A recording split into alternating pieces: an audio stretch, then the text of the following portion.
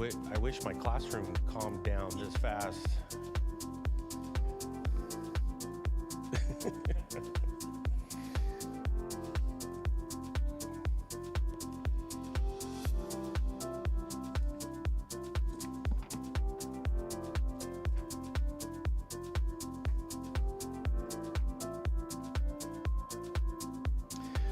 Okay. Madam City Clerk, we can get started.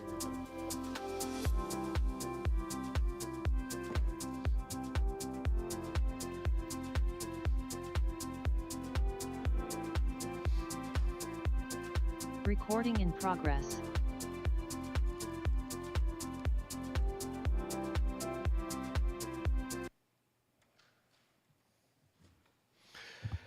Good evening, everybody. Today is January 28, 2025. This is a city council meeting. I'd like to call this meeting to order and I'd like to call upon Councilmember George Syrup to do the Pledge of Allegiance, please.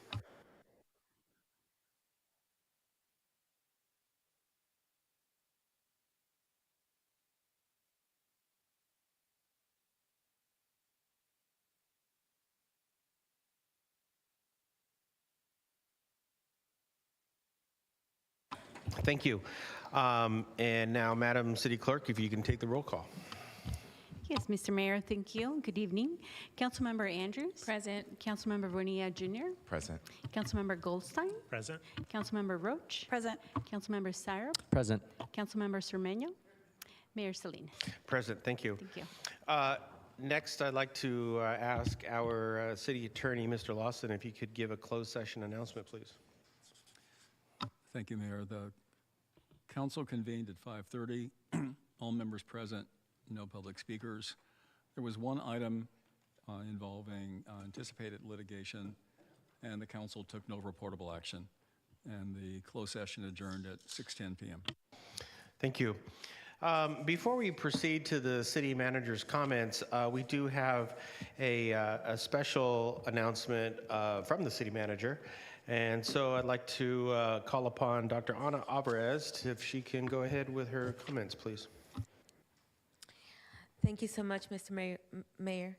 I have some comments I want to provide to respond to the concerns about immigration enforcement under the new federal administration. And we are joined tonight by translators who will be sharing my message to Hayward's Spanish and Chinese-speaking communities. If you can please join me.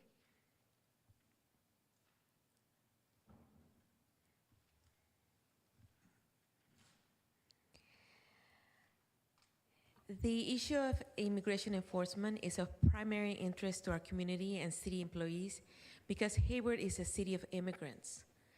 Our Hayward population is 42% foreign-born and 18% non-U.S. citizens, according to the 2023 American Community Survey data. Este punto es de interés primordial para nuestra comunidad y los empleados municipales porque Hayward es una ciudad de inmigrantes.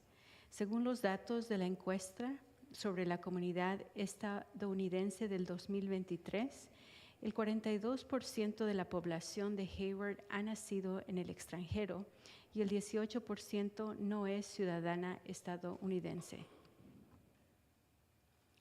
这个问题是我们社区和城市员工最关心的问题，因为 Hayward 是一个移民城市。根据2023年美国社区调查数据 ，Hayward 人口中42%为外国出生，18%为非美国公民。With that demographic picture in mind, I want to explain and provide assurances about our posture and policies as a city on immigration enforcement. My comments are meant for all community members and all employees, regardless of how one feels about the outcome of the presidential election.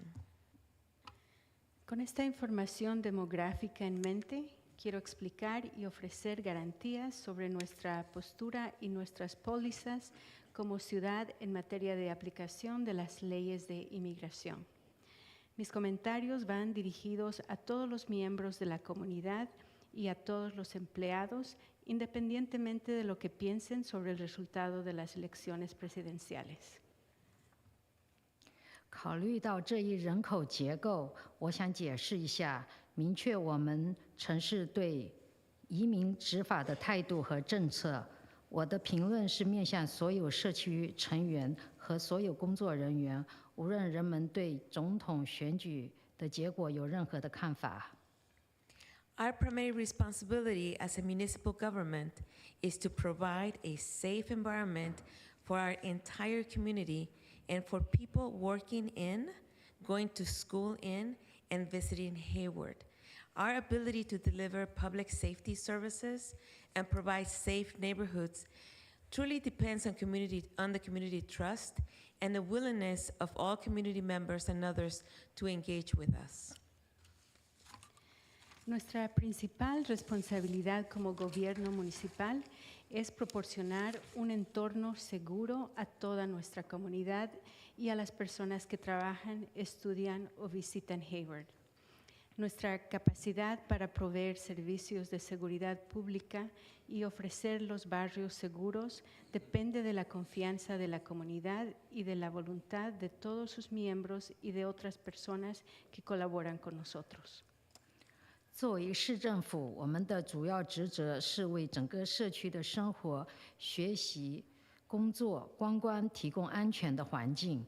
我们提供公共安全服务及其保障能力，取决于社区的信任，以及所有社区成员和所有人的与我们互动的意愿。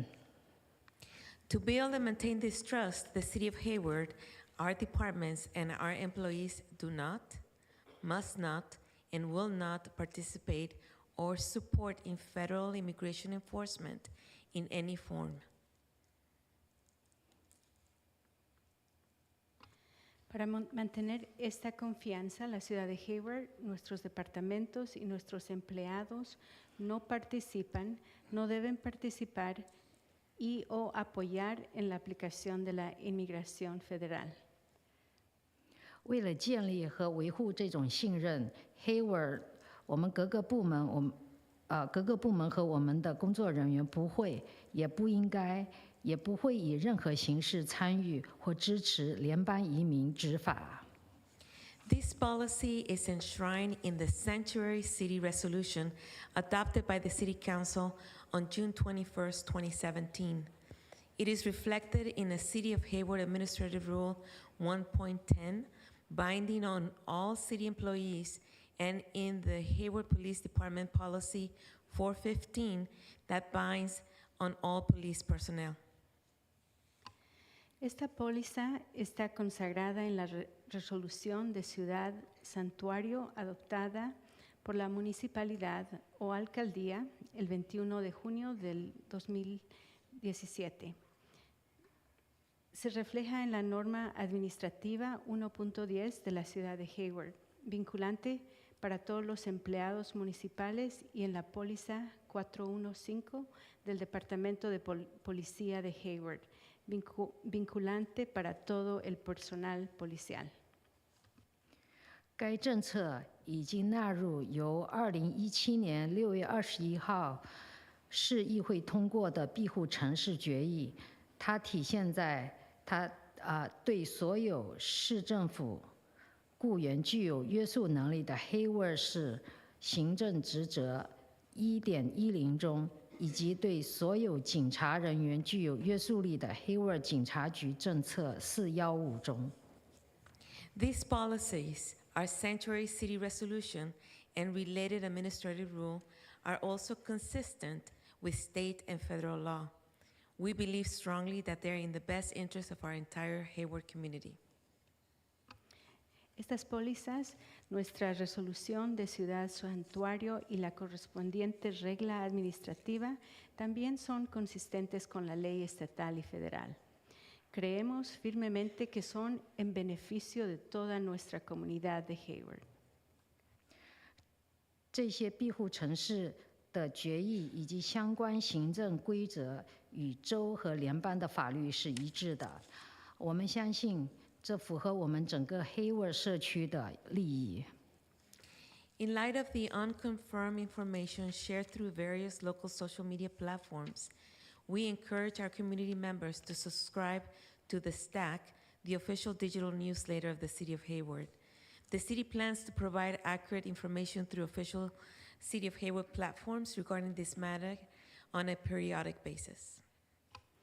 Thank you. En vista de información no confirmada que ha sido compartida a través de diversas plataformas de medios sociales locales, aconsejamos a los miembros de nuestra comunidad a suscribirse a la hoja digital de información oficial de la ciudad, el cual se conoce en inglés como The Stack. La ciudad tiene previsto proporcionar información precisa a través de las plataformas oficiales de la ciudad de Hayward sobre estos temas en una forma más regular. Muchas gracias. 鉴于通过各种本地社交媒体平台分享未经证实的信息，我们鼓励社区成员订阅 Hayward 市官方数字通讯的 Stack。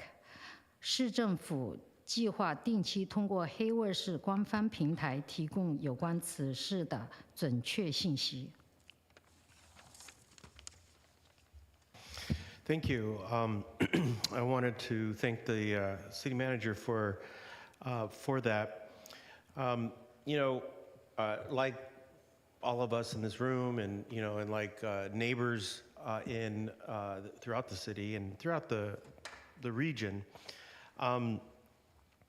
we have this very unique responsibility up here in the council, and I think one of the most significant responsibilities that we have up here is to ensure that all of our neighborhoods and all of our families are safe.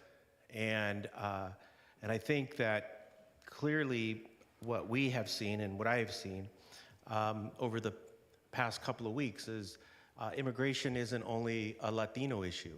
Immigration is an issue that reaches every ethnic group, every community in not only here in Hayward, but throughout the country. And so I just really want to communicate a sense of calmness to the city. We remain disciplined. We remain focused on our own policies and our own actions.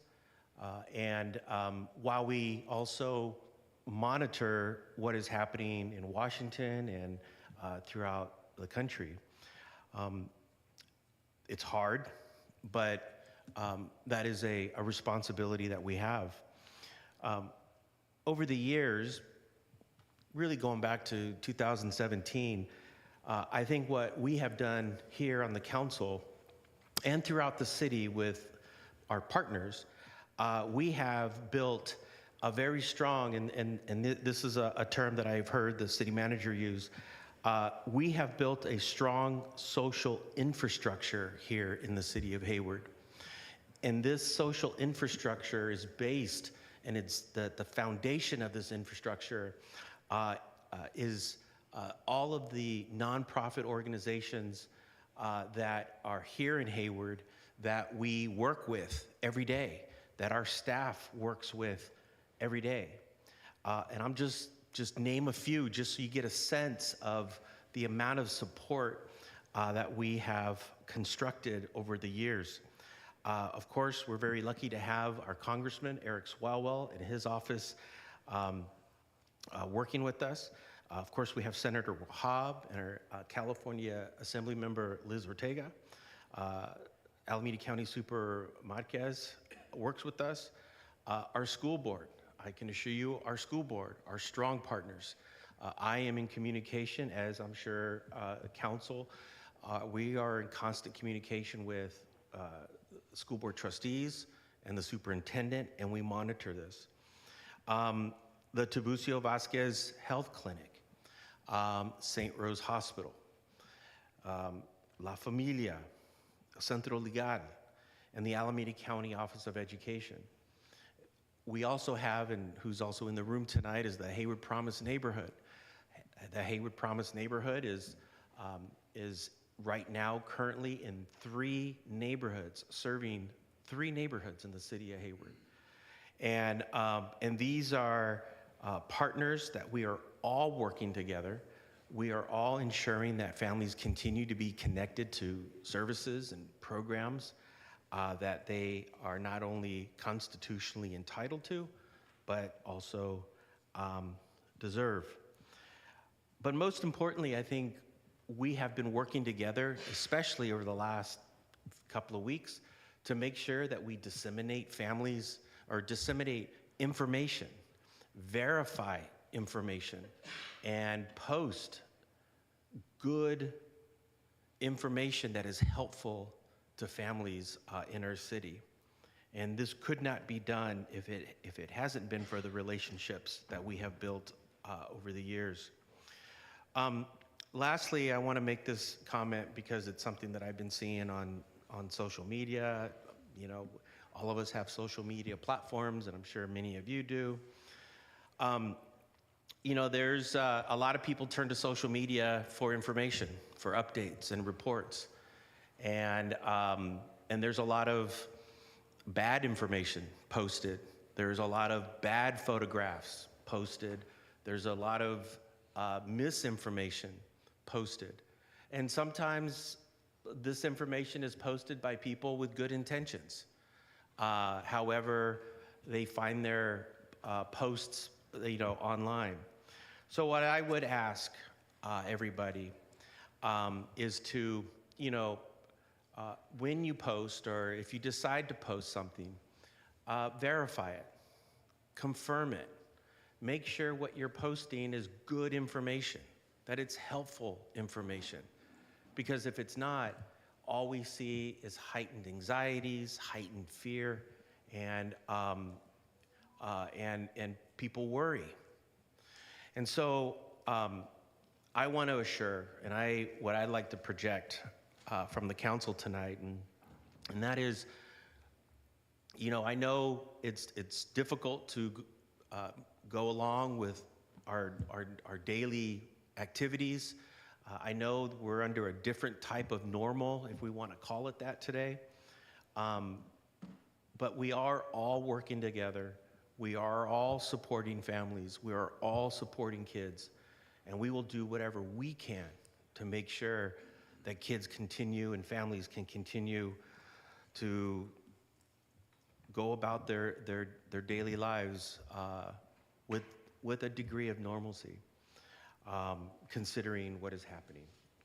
So with that, I don't know if the city manager has anything. Councilmember Cermeño, if you would like to make a comment. If I may, I thank you, Mayor, for those good, strong words. Thank you, City Manager, for those good, strong words also. We want to make sure that no one lives in fear. So thank you very much. Be careful out there. Thank you. With that said, I will move on to public comments. And I know we have a couple of items on the agenda, and I have one card up here, and I know we have an agenda item here. This public commenter wants to speak to the Capital Corridor proposal. I will hold this card for that particular agenda item, but if there's anyone else that has a public comment, something that is not on, that's not on the agenda, that is not on the agenda right now, step forward. And let me see if there's anybody online. Seeing none online, I'd like to close public comment, and then I'll move on to a presentation. I know we do have a special presentation by the Alameda County Flood Control and Water Conservation District, and this is regarding the revenue enhancement. And I didn't see any presentation or what's up? Oh, okay. Is it a slide deck or? Yeah. Oh, okay. A short one. Okay. Thank you. Mr. Mayor, may I say a few words? Yes, All right. absolutely. Thank you. Good evening, and thank you, Mayor and council members. And by the way, happy Chinese New Year tomorrow, too. As council may recall, that Alameda County and the region experienced unprecedented flooding in December of 2022 and January of 2023. The flooding caused some damage in the county, including washing away a section of A Street, as you may recall, along San Lorenzo Creek, just east of Hayward city boundary. Subsequently, County Flood Control undertook a review of the flood control system in the area and now have developed some improvement projects. Some of the projects are in zones 2 and 4, which cover parts of Hayward.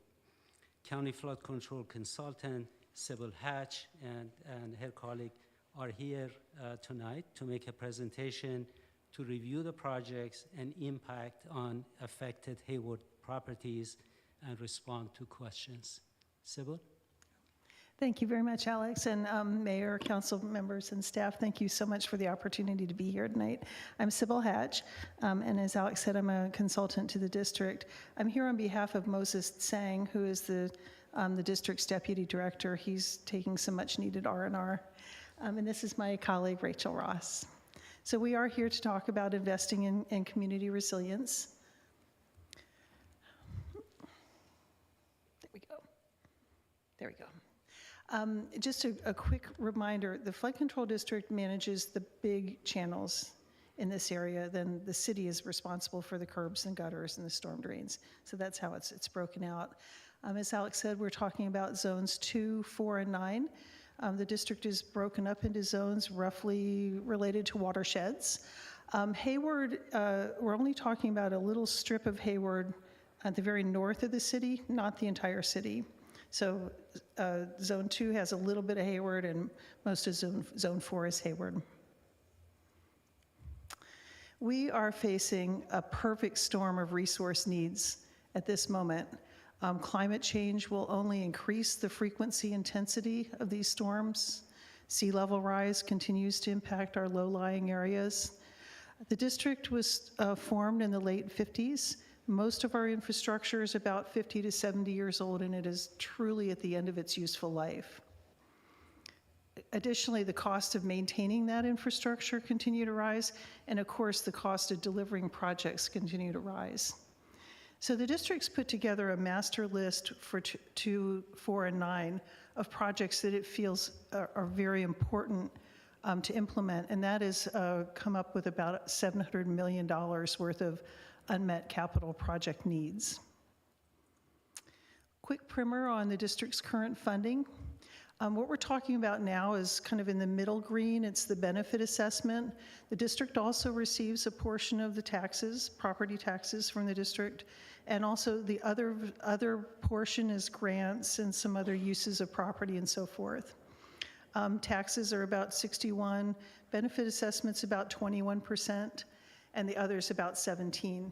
But all told, now I'm looking at 2, 4, and 9 together here just for simplicity, but the district tracks their funding on a zone-by-zone basis. So money collected in one zone can only be spent in that zone. But all told, about $10 million a year. Obviously, the current revenue sources just could never keep up with the unmet needs. And a quick note here, the benefit assessment has not increased since 1993. Okay, so we are looking at increasing the benefit assessment portion. We have decided as the district that we're not going to ask for the $700 million. There's some nuances the way the monies are collected, but the main reason is we don't feel like the people that live in this area really can bear the full cost of that. So we've whittled that project list down to the very critical projects. Zone 2 about $272 million, Zone 4 $31 million, and Zone 9 is $12 million. And the benefit assessment that we're talking about would happen over the next 20 years.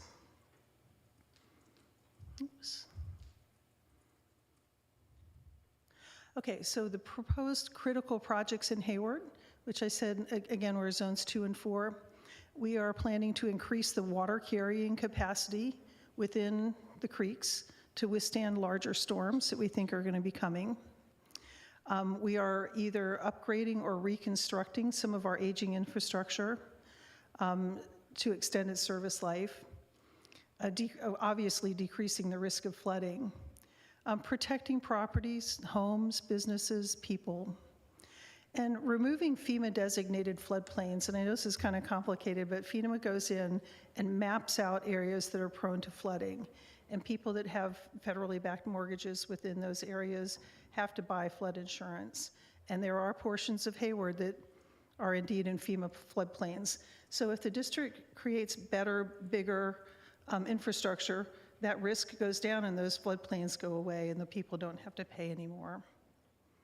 And obviously, if we improve the infrastructure now, that reduces our long-term maintenance costs.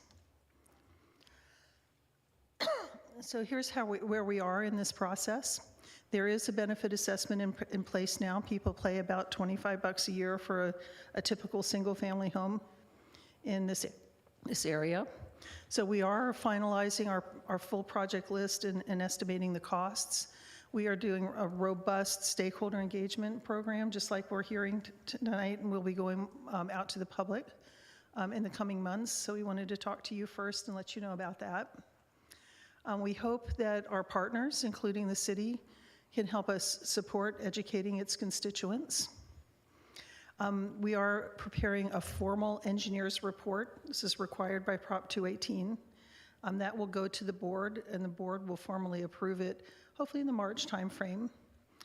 Then a ballot gets mailed to each individual property owner. Their property is assessed based on certain criteria. They'll receive this and they vote either a yes or no and mail it back in. That's targeting in April. They have about 45 days to respond, and then that ends with a public hearing at the board targeting in May. So if the public is in favor of it, this new benefit assessment goes into place. So this has been super short. Happy to answer any questions, but thank you again for the opportunity to be here. Thank you. I'm going to yield to our water expert. No. Councilmember Andrews, who's our liaison to the... Bay Area Water Supply Conservation Agency and East Bay Discharges Authority. There you go. Actually, I have a question for Director Amiri, possibly you all. How does this impact our CIP within our city in terms of handling more water capacity? Are we going to be looking at expanding equalization basins at our wastewater treatment facility as part of our capital improvements? So this project does not have an impact on the wastewater treatment plant because our system is a sanitary system, and stormwater is separate from wastewater. Right. And at the plant, we just treat wastewater. Okay. So what about just flooding at the plant? Like if there's a lot of water at the plant, what happens at the plant? Our plant is designed not to flood. And during the course of 2022 and 23, our plant did not experience any flooding. Okay, We great. had normal operation. Okay, And great. this project does not have an impact on it. Okay, great. Thank you. And then what are projects that you're working on now that doesn't have this assessment that's currently helping with, if we don't have this approved, what are you working on now to help with this flooding? So I think what you're asking, and feel free to jump in if I'm not answering this correctly, is kind of what would the district be able to do if the benefit assessment is not passed? So basically, we would not be able to implement any of these critical projects because it costs too much and we don't have the funding for that. So it would just be a matter of either finding additional funding such as grants, which the district is planning to pursue in conjunction with the benefit assessment, to be clear. But you know, it would be a matter of sort of emergency resources if floods happen. I mean, it's very critical to pass this. Okay, thank you. Councilmember Zerminio. Thank you, Mayor. And thank you for the report. Very good. Good to see you again. Good to see you again. And as a representative of Hayward Area Shoreline Protection Agency, I believe that both your organization and ours, HASPA, would really be better served if we had you as members of that JPA. So I invite you to join us as members so we can work together because sea level rise is coming. So Thank you very much. And hope thank to you. see you. Thank you for that invitation. Yeah, I Yeah. appreciate it. Is there a fee to join the, HASPA? Kidding. Councilmember Syra, I'm just trying to raise money. There is a small one. The Mosquito Abatement District just joined recently. I was curious, you mentioned removing the FEMA floodplain designations. Could you just speak to that a bit more? Are we removing a floodplain completely? And are there any adverse consequences to doing so? So no adverse it's all positive on there. Like I said, the creeks now are not big enough to handle the amount of water that is coming through. The storm that we saw in the end of 22, 23, the creek was full. That was only a 10-year storm. We are now designing for 100-year storms. And there are streets, could see 2 or 3 feet of water in the streets up into people's houses. So making those channels bigger allows the water to exit toward the bay and not flood into the neighborhoods. The district will work with FEMA to kind of remap those areas so that they are not designated as floodplains anymore. Thank you for that clarification. Seeing no more questions, do I open this up for public comment? No? Okay. Thank you very much. And so this is just step 1 in your tour around Hayward. Is that what this is? Okay, good. I'm sure others will be watching this meeting, and if we have questions, I'm sure our director of Public Works has your information, and we can certainly get that information to you.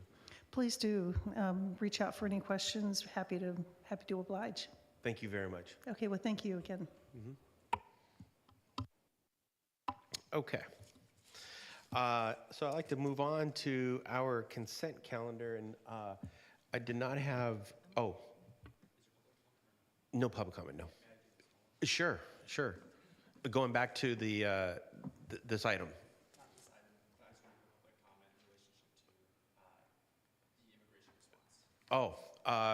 Sure. Yeah, go ahead. Thank you, Mayor. I'm truly grateful that we live in a city that values, celebrates, and protects our diverse community. I also think that this time calls for a high degree of honesty and transparency and sharing of resources with our community. It's important to be honest with the fact that federal immigration law enforcement's jurisdiction overlaps with Hayward and can still happen even if our local government refuses to be involved. So it's incredibly important that beyond just the role of our local government, we are strengthening the social infrastructure that our city manager and our mayor mentioned, not just between government agencies, but also between each other as neighbors. We all have a responsibility in this moment. I agree that we must operate with focus, calmness, and discipline, but I also want to acknowledge this is truly an all-hands-on-deck moment, and we all play a role in keeping each other safe. There have been a series of Know Your Rights workshops hosted by nonprofits, our local school districts, state officials, such as Assemblymember Liz Ortega, who I believe has one coming up February 1st, if I'm not mistaken. I think there's more information on her social media. There's also a program that was spun up across Alameda County. It's called and someone correct me if I get this wrong, ACILEP, Alameda County Immigration, Legal, and Education Partnership. If you have neighbors that do find themselves caught in a legal battle with federal law enforcement related to immigration or ICE, they are a resource for our community to help get them out of that situation. So I encourage residents to attend these workshops, to learn your rights, and also to invite other community members that might not know about or have access to these opportunities. If they can't make it, please share this information with them. What you know and what we all know keeps us all safe. We keep us all safe. So I just want to make sure that we're communicating. We have a role to play as a council and as a government, but we all have a role to play as a community in keeping each other safe. Thank you. Absolutely. Thank you very much for those words. Okay, a consent calendar, and nobody has asked to pull anything, so I'll move that. Before we do that, Okay. I'd like to open up for public comment. Seeing none, and I don't see anyone online, so I'd like to close a public comment, and I believe I heard a motion by Councilmember Andrews and a second by Councilmember Goldstein, and if there are no objections, consent calendar will unanimously pass. Did I do it right today? That was perfect. Perfect. Okay, moving on to our work session. Work session is the WS 25-001 is the South Bay Connect. Discuss and provide feedback to Capital Corridor Joint Powers Authority staff. Report from the Public Works Director, Alex Ameri, and I believe I see the Capital Corridor Joint Powers Authority staff assembling. So I don't know who goes first. I'll go to Public Director Ameri first. Mr. Mayor. Mr. Mayor, council members, as council is aware, Capital Corridor is working on a project to improve the efficiency of travel between San Jose and Sacramento. The current plan calls for moving the passenger train route from Niles subdivision to the Coast subdivision.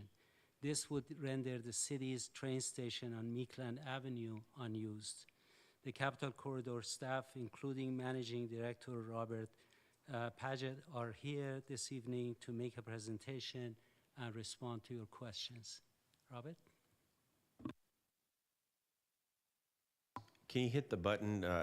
Yeah, and the red, make sure it turns red. Red means go here. All right, now I'm ready. Okay, I'll try again. Mayor Salinas and council members, I'm Rob Paget, the Managing Director for Capital Corridor, and on behalf of my team, I want to express our appreciation for the opportunity to talk to you tonight about the South Bay Connect project. Our plan is to provide you with a high-level overview of the project and then take questions. As you are well aware, we know that any major project has support, sometimes concerns, sometimes fears, and unfortunately sometimes misinformation. And so I want to make sure that you ask your questions and that we hear from you. We want to make sure we can answer as many of those questions as we can tonight. Before I start on the formal presentation, I want to note just a couple of things we heard from a number of Hayward citizens. In particular, we heard a lot about the concerns about losing the station, and I have to say, as a person who spent my career working in rail and public transportation, I very much appreciate that sentiment. What I hope that we can talk to you tonight about is how this project is going to actually improve the quality and access of rail into the South Bay region, connect this part of the region into the rest of the rail network in the state of California. The other comment I want to mention is we've heard a lot of comments about the challenges between the connection between the BART Coliseum and the Capital Corridor Coliseum stations. I know if this service no longer serves the Hayward station, that will be the very easy access that residents of Hayward will have into our system and they have today into our system. That's a great comment. We appreciate that, and we're going to continue to follow up on it. And then lastly, we also have heard a lot of comments that have a lot of assertions that with this project, we will see an increase in freight traffic through the corridor. As you're well aware, this corridor is owned by Union Pacific Railroad. I would like to assure you that, and I can say with confidence that this is not the case. Freight traffic is driven entirely by freight customer demand, and what we do and the changes we make to this infrastructure is not going to impact the level of freight traffic through the city. With that, I want to start with a quick overview of Capital Corridor, and then I'm going to hand it over to the leader of this project, Shirley Chin. She's taken all the hard questions today, so look to her for the hard questions. Capital Corridor is a state-supported intercity rail service. We have a 170-mile route that is run on host railroad service, and that's really important for anyone who's listening tonight to understand. 168 miles on which we run are owned by Union Pacific Railroad. 2 miles are owned by Caltrain. What that means is that any changes in our service levels that we offer or any changes that we make to the infrastructure must be approved by Union Pacific Railroad. We carried 1 million riders in FY24. We're still not quite back to where we were pre-COVID. Pre-COVID, we carried 1.8 million riders, but we're continuing to make improvements in our ridership. And the oversight is by my agency. We're a small oversight agency. The service is run by Amtrak, and it runs on, as I said, Union Pacific territory. If you can go to the next slide, please. So I have a list of ridership here by station. As you can see, the real strong market is between Sacramento and Oakland. In that stretch, we operate 12 round trips daily. Actually, our full service is 15 round trips. Between Oakland and San Jose, we operate 6 round trips on weekdays, hoping to go back to our full service of 7 very soon. And we operate 7 round trips on weekends. The Hayward and Fremont stations are not particularly well-used stations. We're averaging about 6 or 7 riders per train for both of those stations. If you can go to the next slide, please. And I'm going to hand it over here to Shirley Chen, who is our project lead on the project. Good evening, Council and Mayor. All right, so I'm going to go into more of the project details. First of all, what is South Bay Connect? South Bay Connect is a proposed route relocation of the Capitol Quarter service from the existing route on the Niles subdivision shown in the dashed blue line on the map to a shorter, more direct line between Oakland and Newark called the Coast subdivision shown in orange on the map. And as part of that shift, the Capitol Quarter service would no longer serve Hayward and Fremont Centerville stations, which are located along the Niles subdivision. The ACE service that will continue to serve the Fremont station.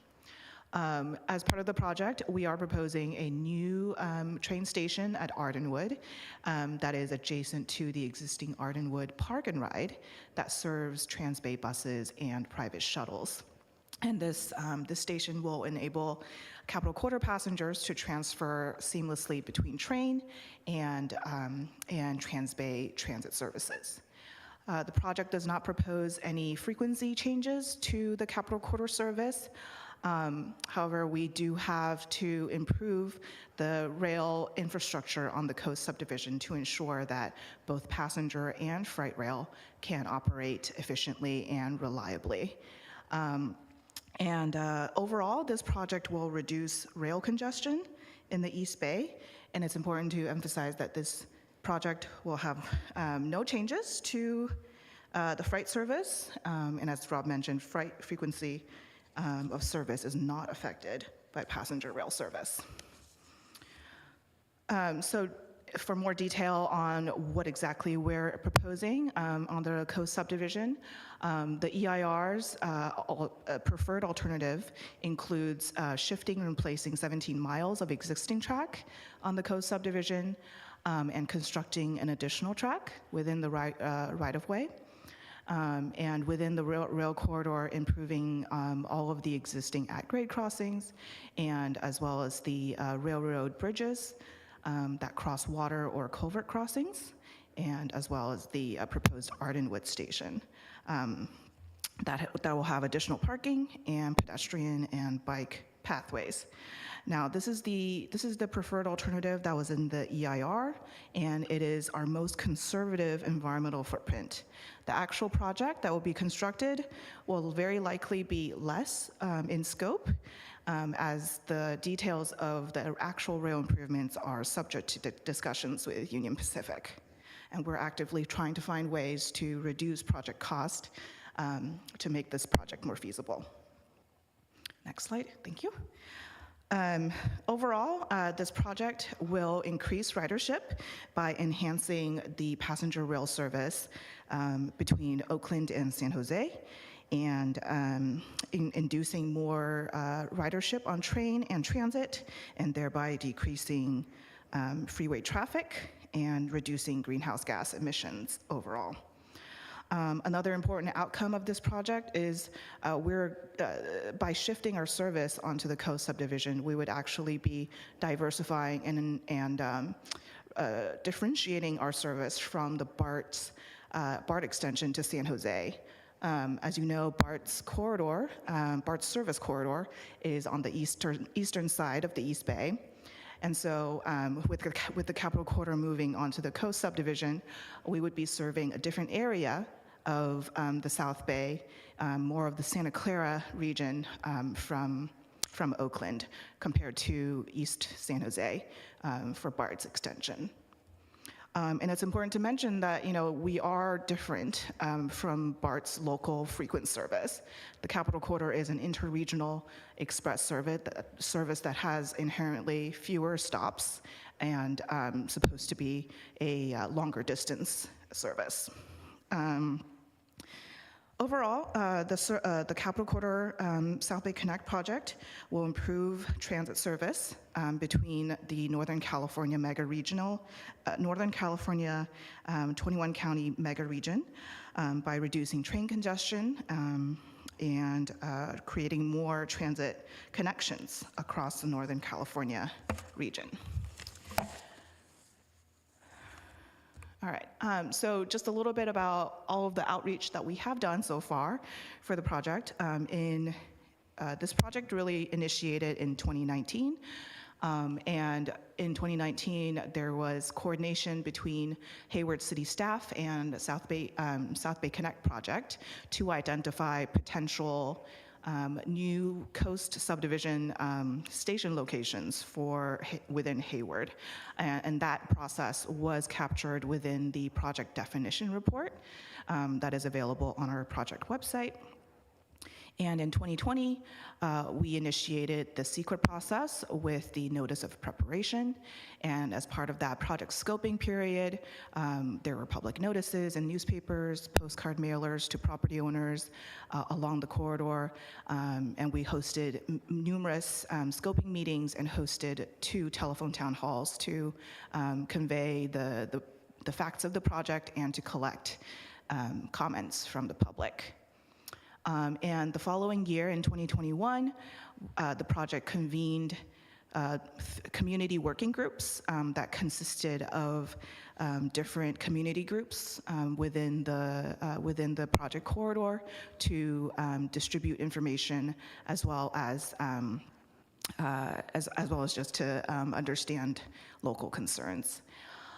So between 2021 and 2024, that's when we really dug deep and went into our corner to design the project. That's when we really started coordinating with Union Pacific on the actual project design and trying to understand what their requirements may be for rail improvements.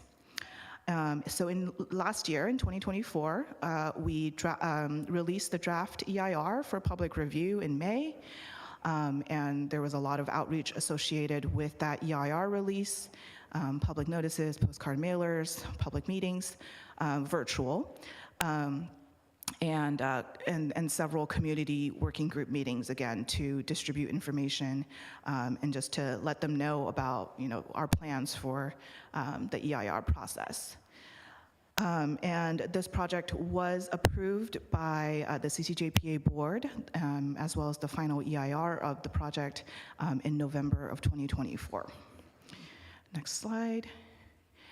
The EIR identified no significant and unavoidable impacts resulting from the implementation of the project. Mitigation measures are proposed for the resource areas that you see on the slide. But those will cause those impacts to be less than significant with the mitigation incorporated. Finally, I just want to end the presentation with a current project status report. The current phase that we are in is preliminary environmental and preliminary design, and we are working with Union Pacific on the review and approval of rail improvement design and seeing what kinds of things they would ask of us for service route shift.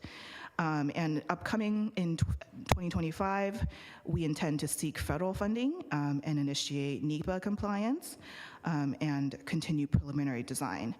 And additional stakeholder and community engagement is expected with the NEPA process. All in all, this project has many years to go before implementation, and there is definitely a funding gap that we need to identify additional funding for.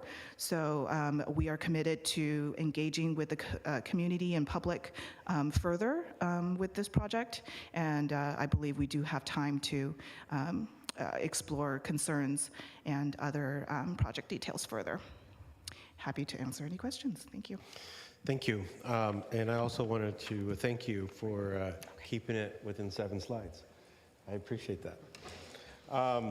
Okay, this is a work session, so I'm going to go to public comment first. And I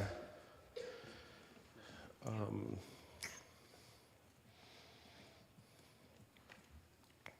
know, I think they're all in the same order. Yeah, okay. Okay, our first public comment is, let me check online. Actually, what I'm going to do, since there's only one online, I'm going to go to the public comment online first. So,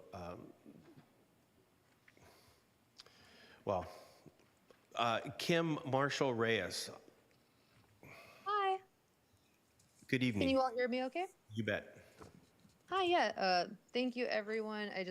Thank you so much for the opportunity to take like a moment or two to speak on the project. I'm super passionate about it as someone that does commute on this rail and at this stop, and so I prepared a really brief statement. If I could read that out loud. So hi everyone, my name is Kim Marshall Reyes, and I currently commute 3 times a week to my office in downtown San Jose. I use the Hayward Amtrak stop for all these trips, and in the 4 years since starting this commute, I've not only seen the number of riders at the stop increase, but I've also encouraged many others to utilize the stop as it's convenient to those of us in the nearby area, it reduces traffic, and it makes for an easier commute. I urge the project team to revisit the ridership trends that impacted the suggestion to close down this station. I personally have seen the parking lot fill up more and more in recent months and have benefited greatly from this service. In addition, even just today, I took the 4 o'clock train. I couldn't count how many people I saw. I saw at least a dozen other folks in the parking lot with me leaving. I do want to note that I've used BART instead to get to downtown San Jose, and in addition to the ride being longer and requiring more transfers, I just don't feel as safe during my commute. With Amtrak, there are not only conductors constantly available and less disruptions to service, but for convenience, there's even bathrooms on board and Wi-Fi, and I just don't have to worry about my safety in the same way when I'm working on my laptop as I do when I'm on BART. I can also honestly say that the Oakland Coliseum station stop is not a welcoming or particularly safe stop. On a handful of occasions, I've had to get off the Capitol Corridor train due to disruptions at this stop, and between the abandoned cars, garbage, lack of lighting, lack of accessibility to the street, and the lack of others even in the general space, I felt extremely anxious and scared while waiting for my rideshare. I sincerely hope the team reconsiders shutting down the decision to shut down the station in Hayward, and hope that this context was helpful. Thank you, everyone. Thank you. I have one more speaker online. Alex, is it Greenland?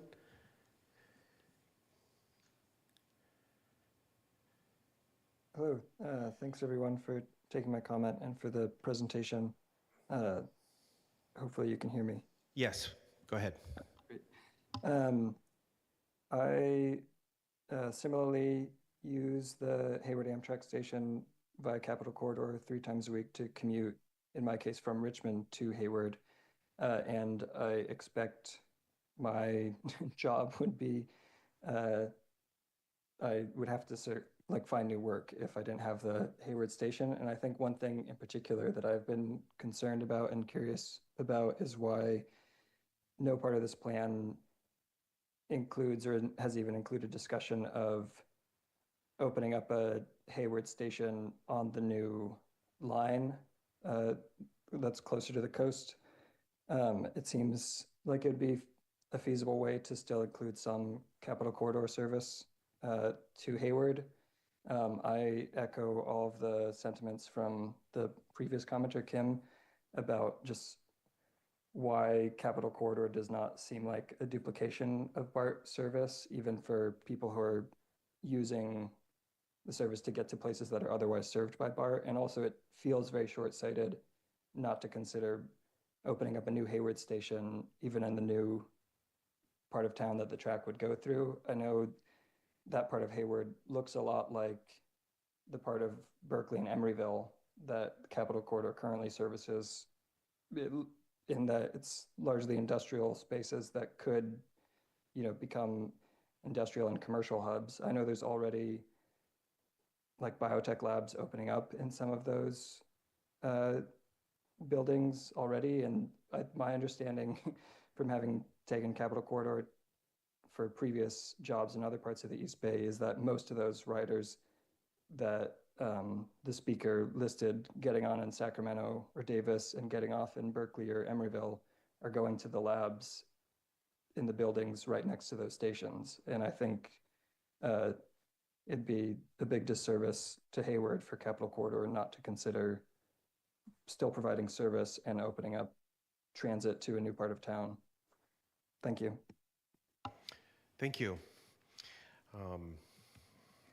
Okay, now I'm going to return here to the room. Our first speaker is Deborah Souza.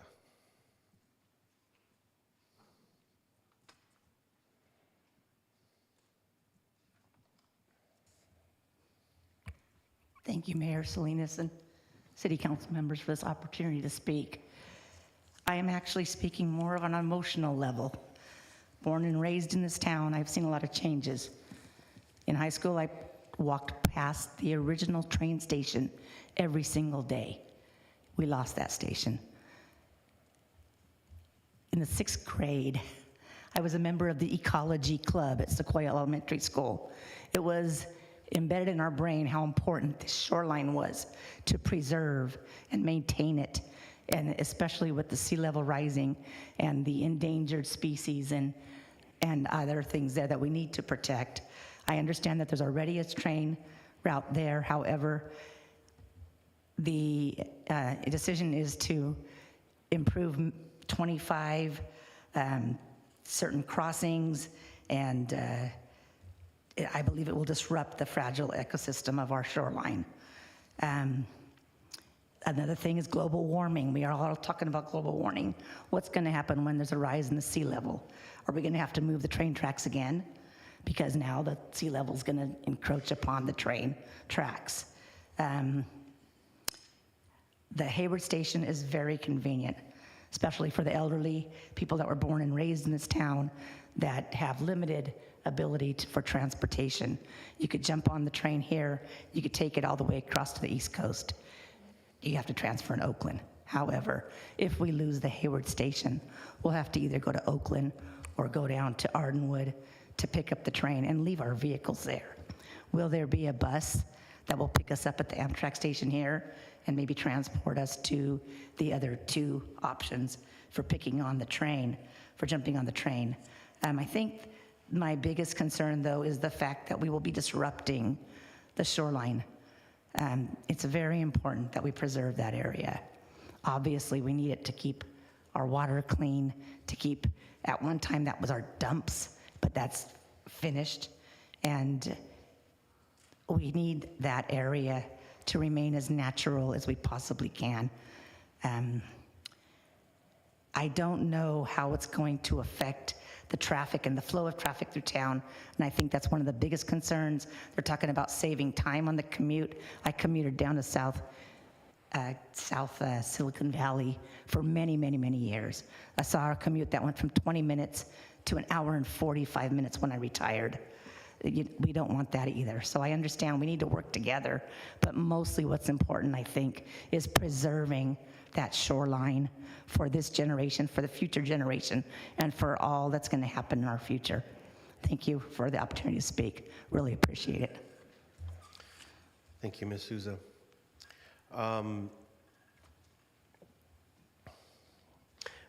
Next speaker is Caroline Harris.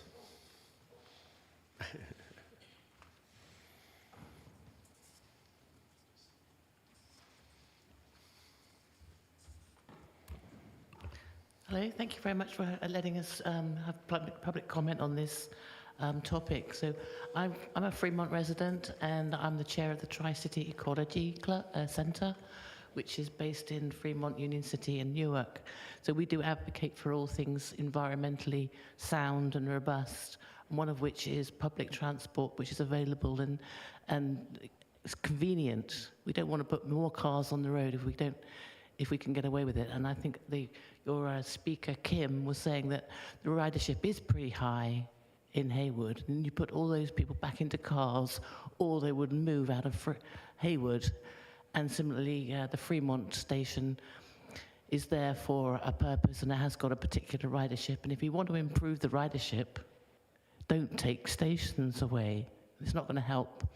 And I'm not sure that taking 15 minutes or 12 minutes off of the commute time is going to bring more people to bring the ridership up from between Oakland and San Jose anyway. So there's my 2 cents worth. And yes, of course, we've got to preserve the coastline, and building a double wide railway track right next to the coast is not going to be beneficial for anything that's close to the coast. Thank you very much. Thank you, and welcome to Hayward. Our next speaker is Liz Ames, of course, Park Director. Good evening, Mayor Salinas and council members. I'm Liz Ames, your BART Director, representing Hayward, Union City, Fremont, Newark, Sunol, and a little bit of Pleasanton. So I just have a few things I wrote here, so pardon me for reading this. The project vision to move service to the coast route started out wrong in 2016 with a cost of $3 billion to save 13 minutes between Oakland to San Jose.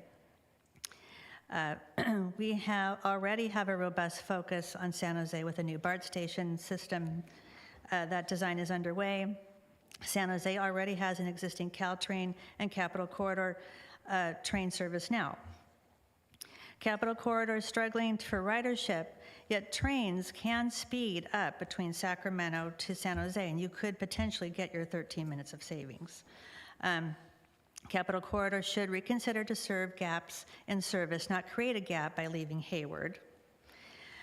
We need answers and a commitment to change the project scope, pause the design, and focus on our high priority concerns, such as, one, project ignores significant impacts of shifting trains to the coast and ignores increases in freight trains on the coast, Niles, and Oakland subdivisions. There's a long-term plan to add 50 freight trains in southern Alameda County, and this project is phase one. It's a short-term plan right now, but there's a long-term plan to add freight trains in our area. We want a project identified in funds if you desire to increase freight operations in our environmental justice communities and in our downtowns. Project modest scenario of sea level rise will result in severe flooding given recent and future years projected to occur when the project is built. This is short-sighted. The project lacks definitions of what is feasible and what is not feasible, so it's unclear what community comments will be included in this design. Hayward and other cities need funds for safe rail crossings. We don't want to wait 10 minutes for a 5,000-foot long freight train. 50% of freight trains in the nation are 5,000 feet long. That's almost a mile. Capital Corridor poses long-term plans to divert these 50 trains daily to implement their plan. This has not been analyzed in the EIR. In fact, our community should have steps to demand answers before the project seeks to continue design and seek future funding. We have a beautiful Hayward downtown train destination here, and we don't want to lose it. Jeopardizing Hayward's priority development areas and downtown is non-negotiable. A project that starts out wrong ends wrong, and I hope that this city really fights hard to keep this station. Thank you. And like a professional, she ends right on time. Thank you, Director Ames. Speaking of professionals, my predecessor, Mayor Barbara Halliday.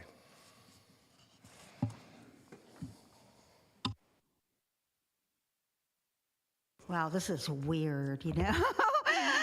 but fun. Although it isn't fun, because this is something that I think most of you know I have been fighting for a long time.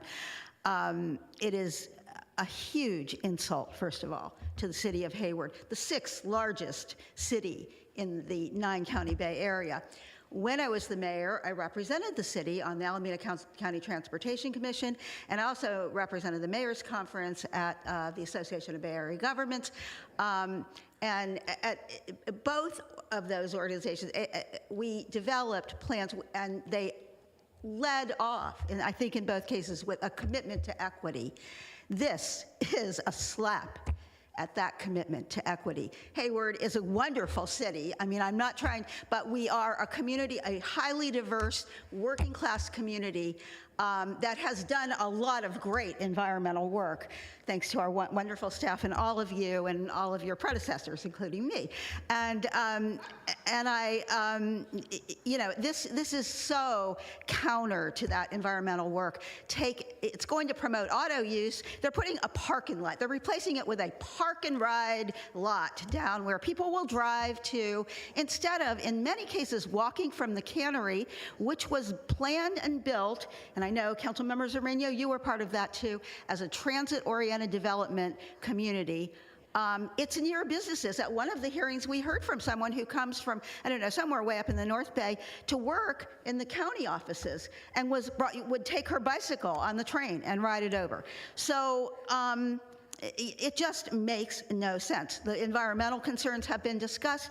There is a part of this that is directly on the maps that we've looked at when we're talking about the shoreline likely to be impacted by sea level rise. You know, and it's going through sensitive or very close to sensitive wetland areas and habitats. And you know, I think it will negatively impact our industrial area, which is very important to the city of Hayward.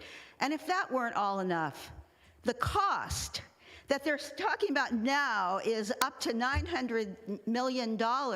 Now, you know from experience with projects that $900 million is easily going to become way over $1 billion by the time they're through. And where is that money going to come from? Show me the money. You know, that wasn't that a line in a movie.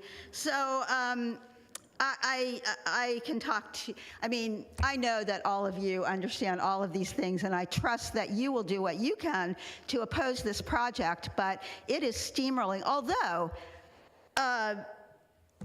you know, where is that money going to come from realistically right now, especially with what we're looking at the federal level? So when I was a little girl, well, my time is up, but I love trains, and I want the children of today to have trains to ride on and to be able to get on them in Hayward. Madam Mayor, your time is up. Thank you all. Thank you. Yeah, I always wanted to say that. No, I'm kidding. I'm kidding. Thank you. Our next speaker is Tom Evans.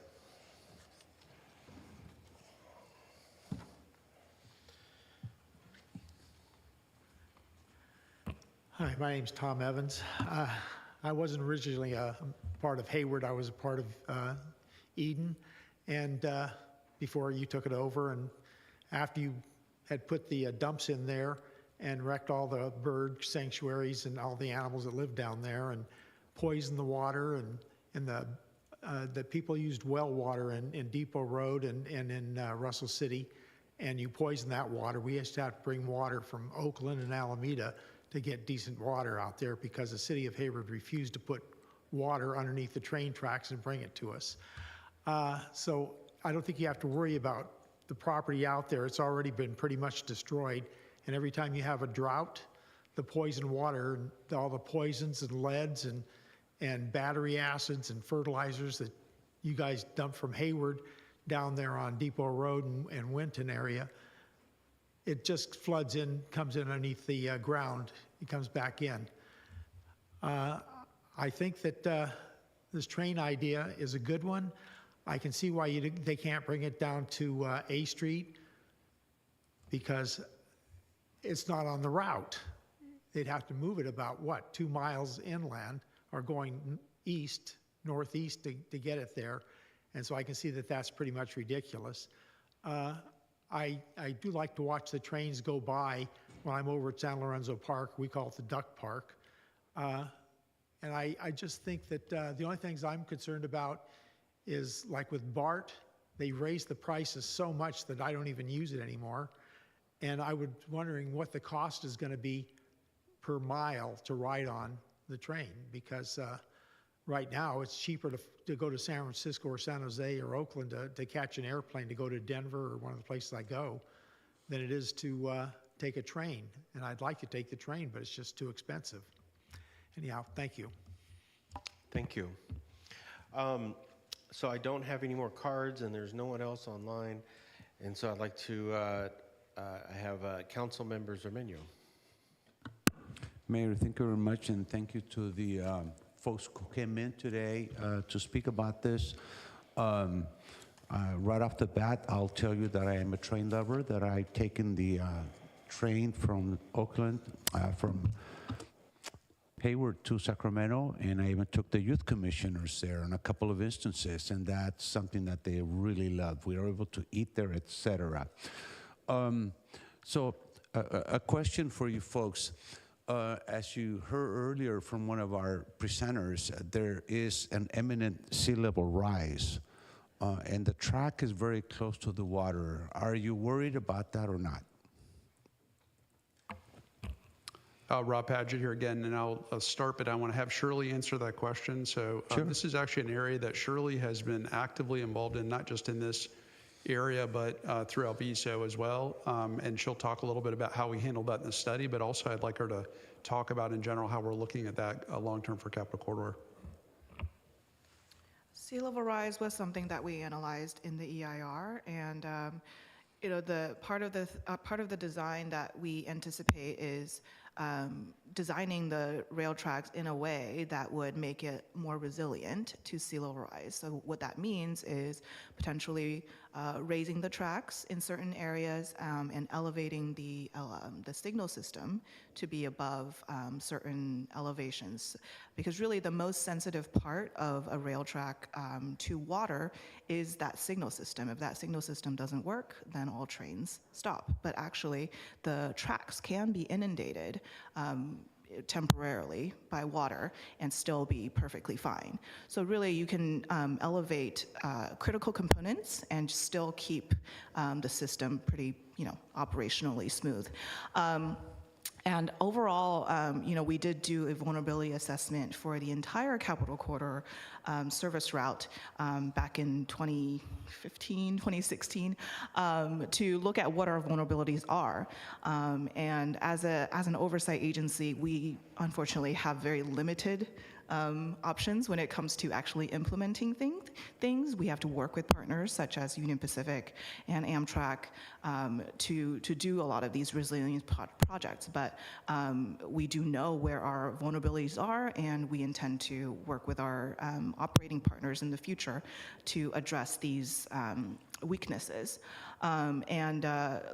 Speaking of, one section that's particularly vulnerable is the area between Newark and Santa Clara that goes directly through the Don Edwards Wildlife Refuge. And this is the section that's, right in the middle of the wetland. It's beautiful to look at when you're on the train, but you do realize that the water is right there. So in the long term, we do hope to adapt this section of rail in a way that ensures future sea level rise, adaptability of the tracks, as well as enhance the current habitat restoration efforts of the Don Edwards Wildlife Refuge. And that's the subject of a future planning study that we intend to start in 2025. Thank you. A worry would be that the railroads would need to be heightened to a degree that it would block the view of the bay. So that's something to worry about. Right. Okay. And yeah, and it's important to mention that the sea level rise is a region-wide concern. So we do have to work as partners with local jurisdictions and BCDC to make it a solution for all. All right.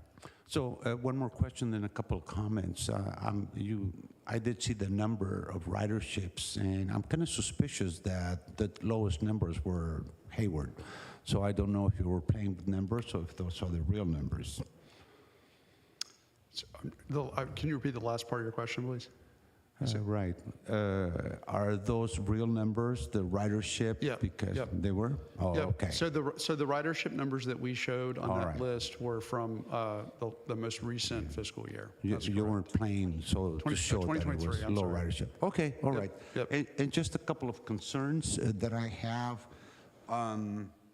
we're talking about Hayward being the third largest city in Alameda County and an important point in the middle between San Jose, which is and Oakland. Fremont, of course, is the second largest, and then Oakland. So that's something to really think about. We are the third largest in Alameda County. We have had a train station in Hayward since 1865. So that's history. So we're going to be trying to destroy history, and that's something that does not appeal to me.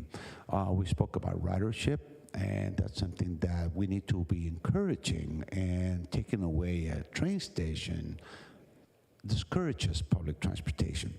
Another point is that this is going right through our marshlands, right through our shoreline, and I am part of an agency that's trying to protect our shoreline too. And this is something that you are not going to be doing with this particular line. And then my third one is, and all this is being done just to save 13 minutes. So I'm very much against this, and I hope that you receive no money whatsoever from our present leader. And I hope that it fails, because I think that we need to keep our train service alive and healthy with our train station. It is not the best looking train station, but it's something that has been used by many of us and will be used by many of us. So, and thanks for the presentation. Let's go ride a train. I love it. I just came back. Please, we would love it. Yes. If I could just comment on one of your points, appreciate the feedback. In terms of the benefits of the project, one thing that I do want to mention is we have historically, and it predates me at Capitol Corridor, looked at possibilities of improving the current right-of-way. And there are some real challenges to that. And what this project will do is, and if you go north of Oakland, all the way up to Sacramento, we have 2 tracks for that entirety. When you go south of Oakland, we have extended distances with just a single track. And we're trying to run Capitol Corridor service. There are freight trains. For parts of that area, there are ACE trains as well. And then we're all kind of going down to San Jose. One of the real challenges of that kind of an environment is it makes it really hard to have reliable service, and it makes it really hard to schedule trains, because we have to schedule trains in a way that the trains that are headed southbound are not in conflict with the trains headed northbound. So this is not just about travel time savings. What this is about is about making the service south of Oakland down to San Jose more reliable. And I concur, and I want to say I appreciate your commitment to rail and the station in the city of Hayward. Absolutely appreciate that. I think this is all about trade-offs as we continue to talk about this project. If we stay on the current alignment, the service is what it's going to be. It's not going to be any more reliable. It's not going to be faster. We're not going to be able to add service. Our belief is that with this change, what it will do is it will increase the reliability of the service. It will increase the speed of service. For the folks who live right around that station, absolutely without a doubt, it's less convenient. My hope is that for the entirety of the South Bay, very much like a lot of our stations, people may have somebody drop them off. They may ride a bike to the station. And then once they get to that station, they're going to have a sense that there's a more reliable service at that station than we're able to offer today. So, but again, it's all about trade-offs, and we appreciate all the feedback we're hearing tonight. I am an optimist, but fighting against the railroad barons is going to be a toughie. So thank you. Thank you. Councilmember or Mayor Pro Tem Roach. Thank you. And thank you for being here.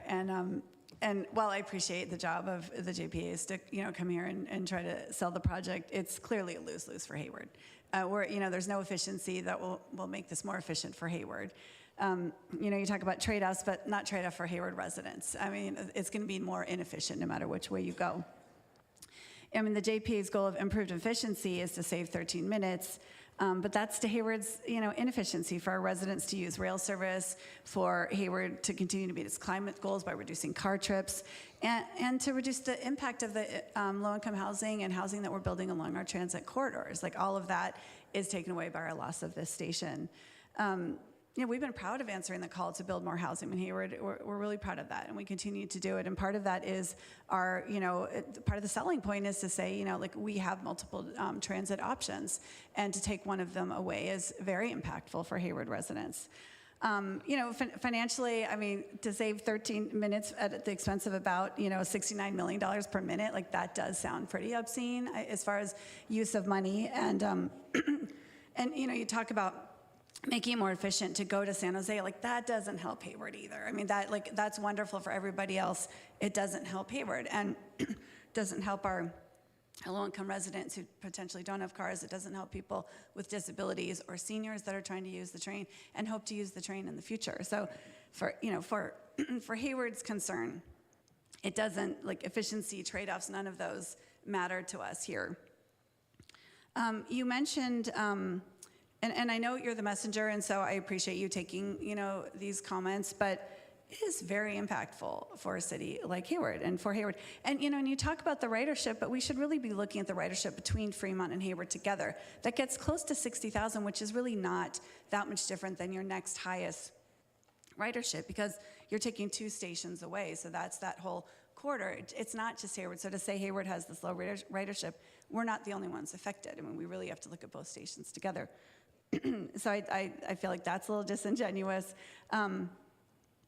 And then I did want to ask, why isn't there a proposal to include a potential Hayward station out in our industrial area? I'm not saying that would be something we're looking for, but why isn't that even a consideration? Yeah, I'll let Shirley talk about that. We have talked about that through the project work. So as I mentioned in my presentation, in 2019, we did work with several city staff to locate potential station locations in Hayward along the coast subdivision, close to the 92 highway overpass, intersection. And that was because one of the core criteria for project for the new station is to increase that connectivity across the bay to the peninsula, to facilitate transfers between the Capitol Corridor and Trans-Bay transit services. And so unfortunately, as we were looking at different options, it just none of the properties really worked out as a good candidate. And in fact, we did analyze 3 different locations in terms of just station potential, and Fremont Ardenwood rose out on top as the one that has the highest ridership potential, and it has a lot of supporting infrastructure around the park and ride already.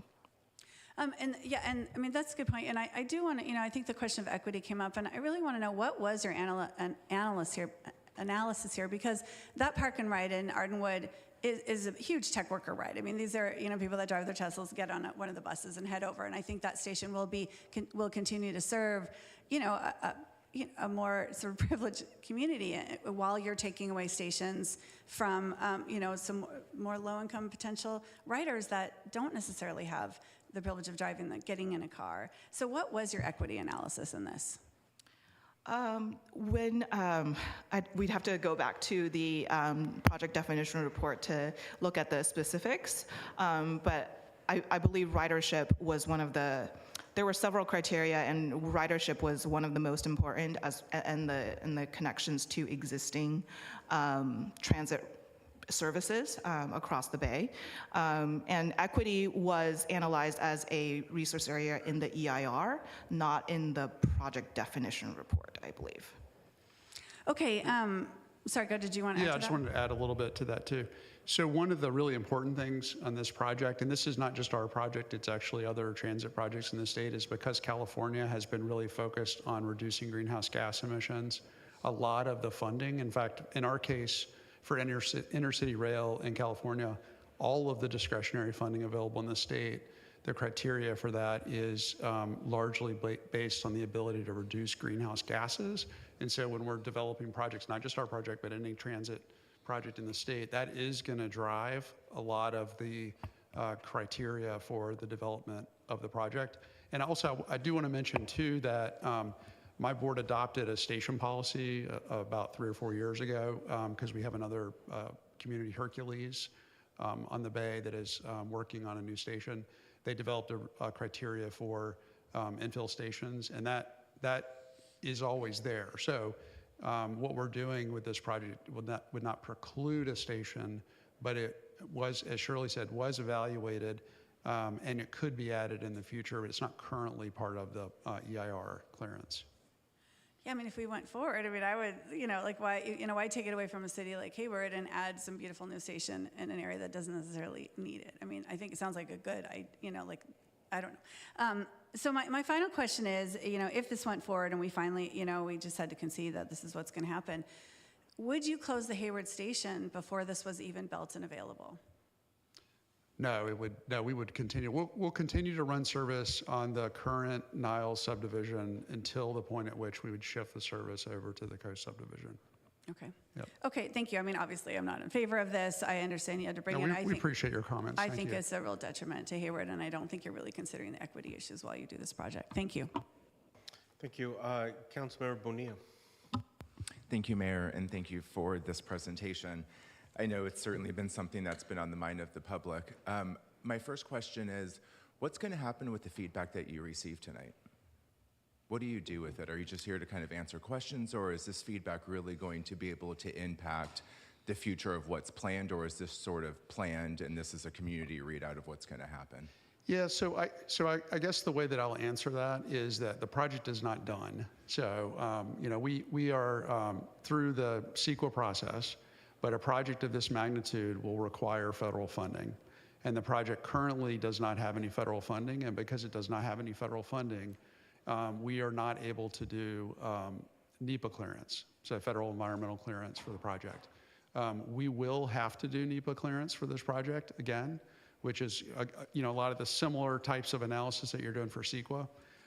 And so we're not done. So I guess I'll say, the EIR is as you know, a very clear process where we document all the comments. A lot of the comments we heard today, actually we heard in the EIR, we responded to those comments.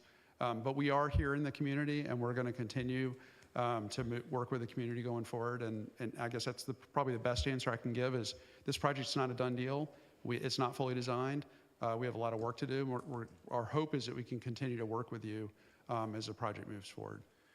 What is the timeline on this project? Like, if the station were to close, when would you anticipate that happening? Yeah, and I think in your packet, if I'm not mistaken, 2029 is the year that's in there. That's probably an extremely optimistic date.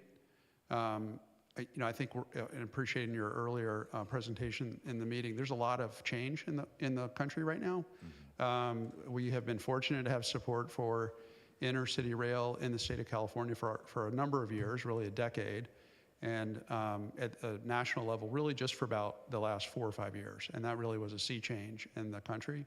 So I think we'll have to see what the future holds, and we'll certainly be along for that ride. And our hope is that we can continue to compete for projects in California, but I think we'll have to see. Got it. And then how are you working with BART to kind of make this feasible? Because I know this project relies on, Hayward folks going to Oakland, or riding to Oakland or Richmond BART stations and then transferring. So I guess, how are you working with BART considering sort of some of the objections we heard from one of their board members this evening? Yep, so a couple things. First of all, Capital Corridor is hosted by BART. So the Capital Corridor Joint Powers Authority Board has an agreement with the BART board to provide administrative services support to Capital Corridor Joint Powers Authority, the agency that has oversight of this. And that has been the setup since 1998 when the agency was first created, when the responsibility for the oversight of the service was shifted from the state to a regional authority so that we could work closer to the customers and the communities that we serve. So we appreciate that support we get from BART, so there's a lot of day-to-day coordination with BART. As you mentioned, the Richmond station is a very important transfer, so we coordinate schedules at that location so that people can easily transfer between BART and our service. That said, as I mentioned more than once in this presentation, we have to coordinate with Union Pacific. Union Pacific approves our schedules, and they have to coordinate with their own services. So we do our best to coordinate with BART on our schedules, and for the most part, we're able to make that connection happen. The connection at Coliseum Station is an ongoing discussion, is to figure out how do we make that work better. There's some real challenges, and I think one of the speakers earlier talked about that we're aware of at the Coliseum Station that I think we need to continue to work on so that those who want to transfer to Capital Corridor from BART can do so and feel comfortable making that connection.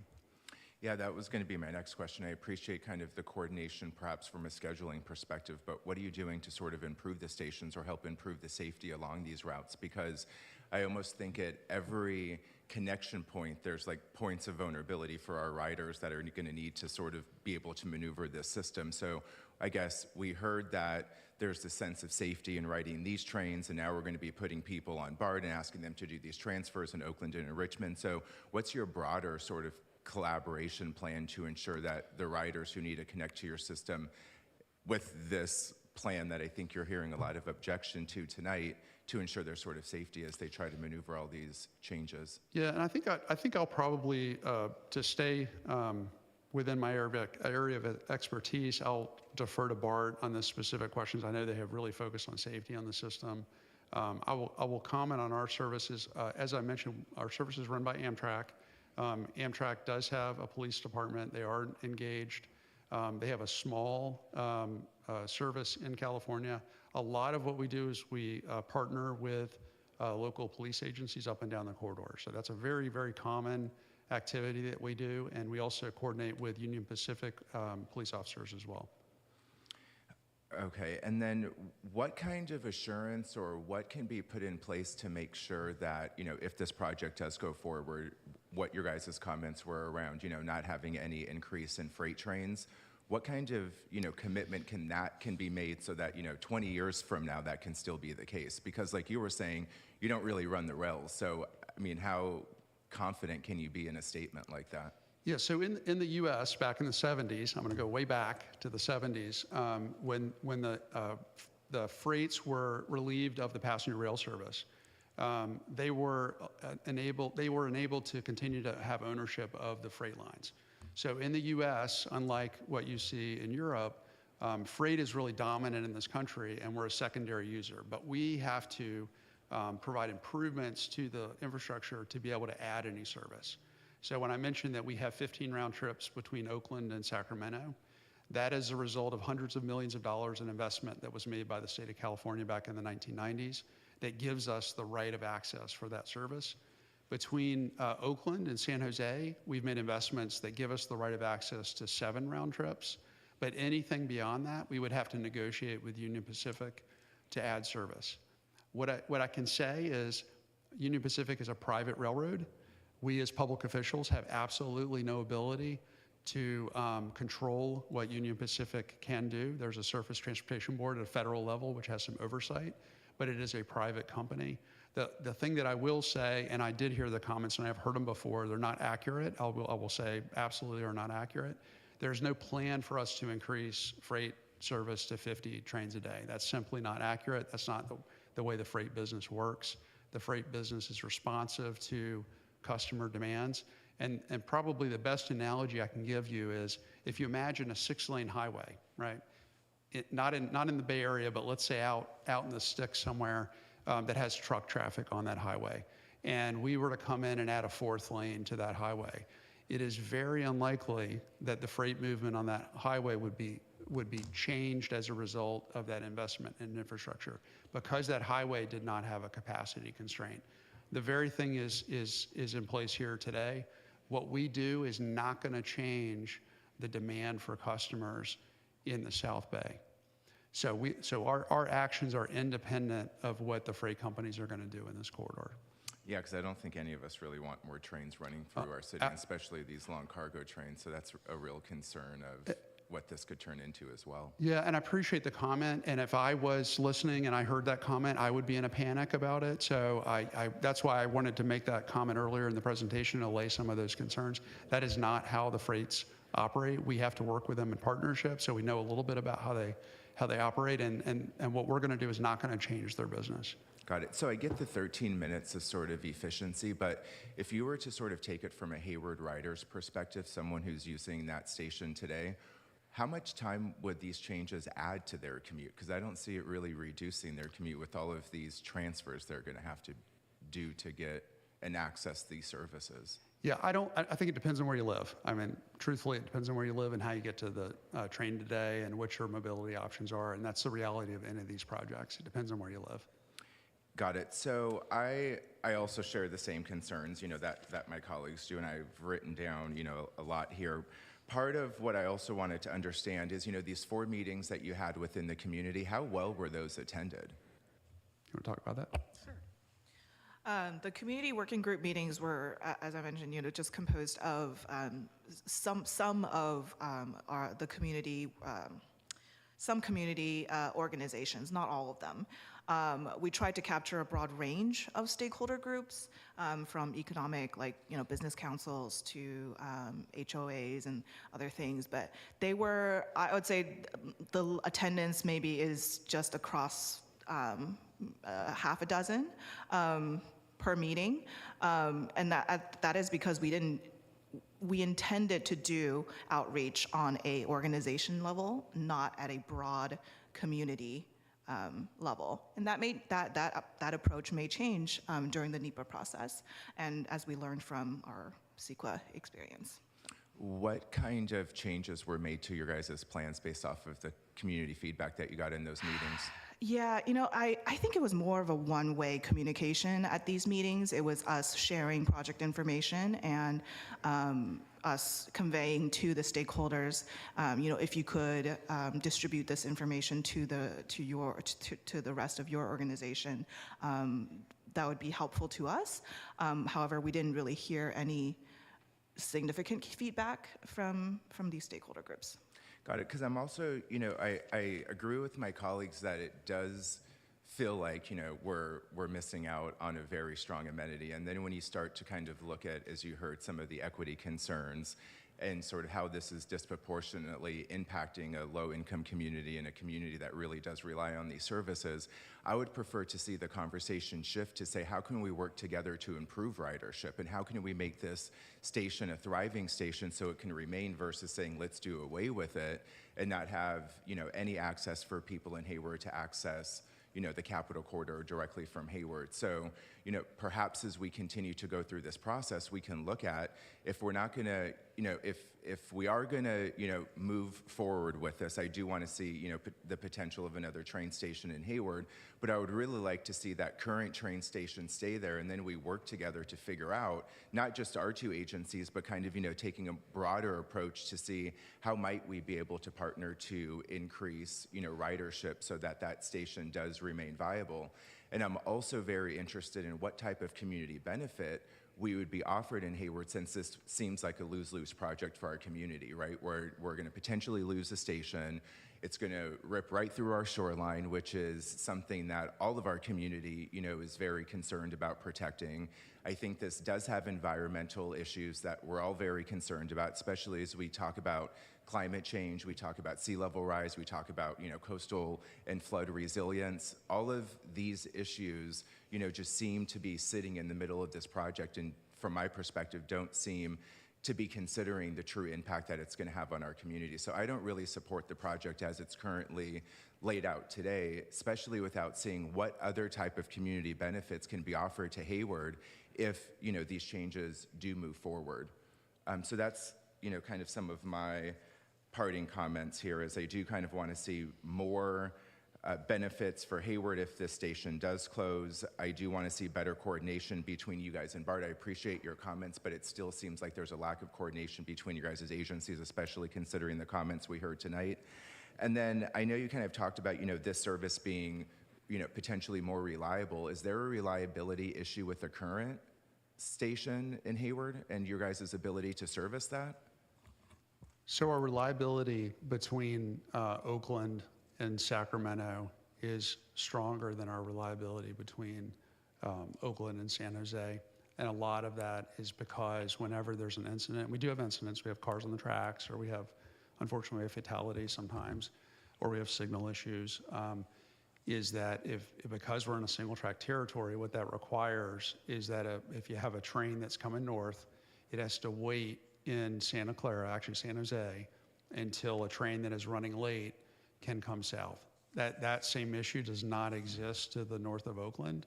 And there's some complexity with the reality that there are freight trains on the Nile subdivision. On the coast subdivision, the trains that are on that subdivision are primarily local trains serving local customers.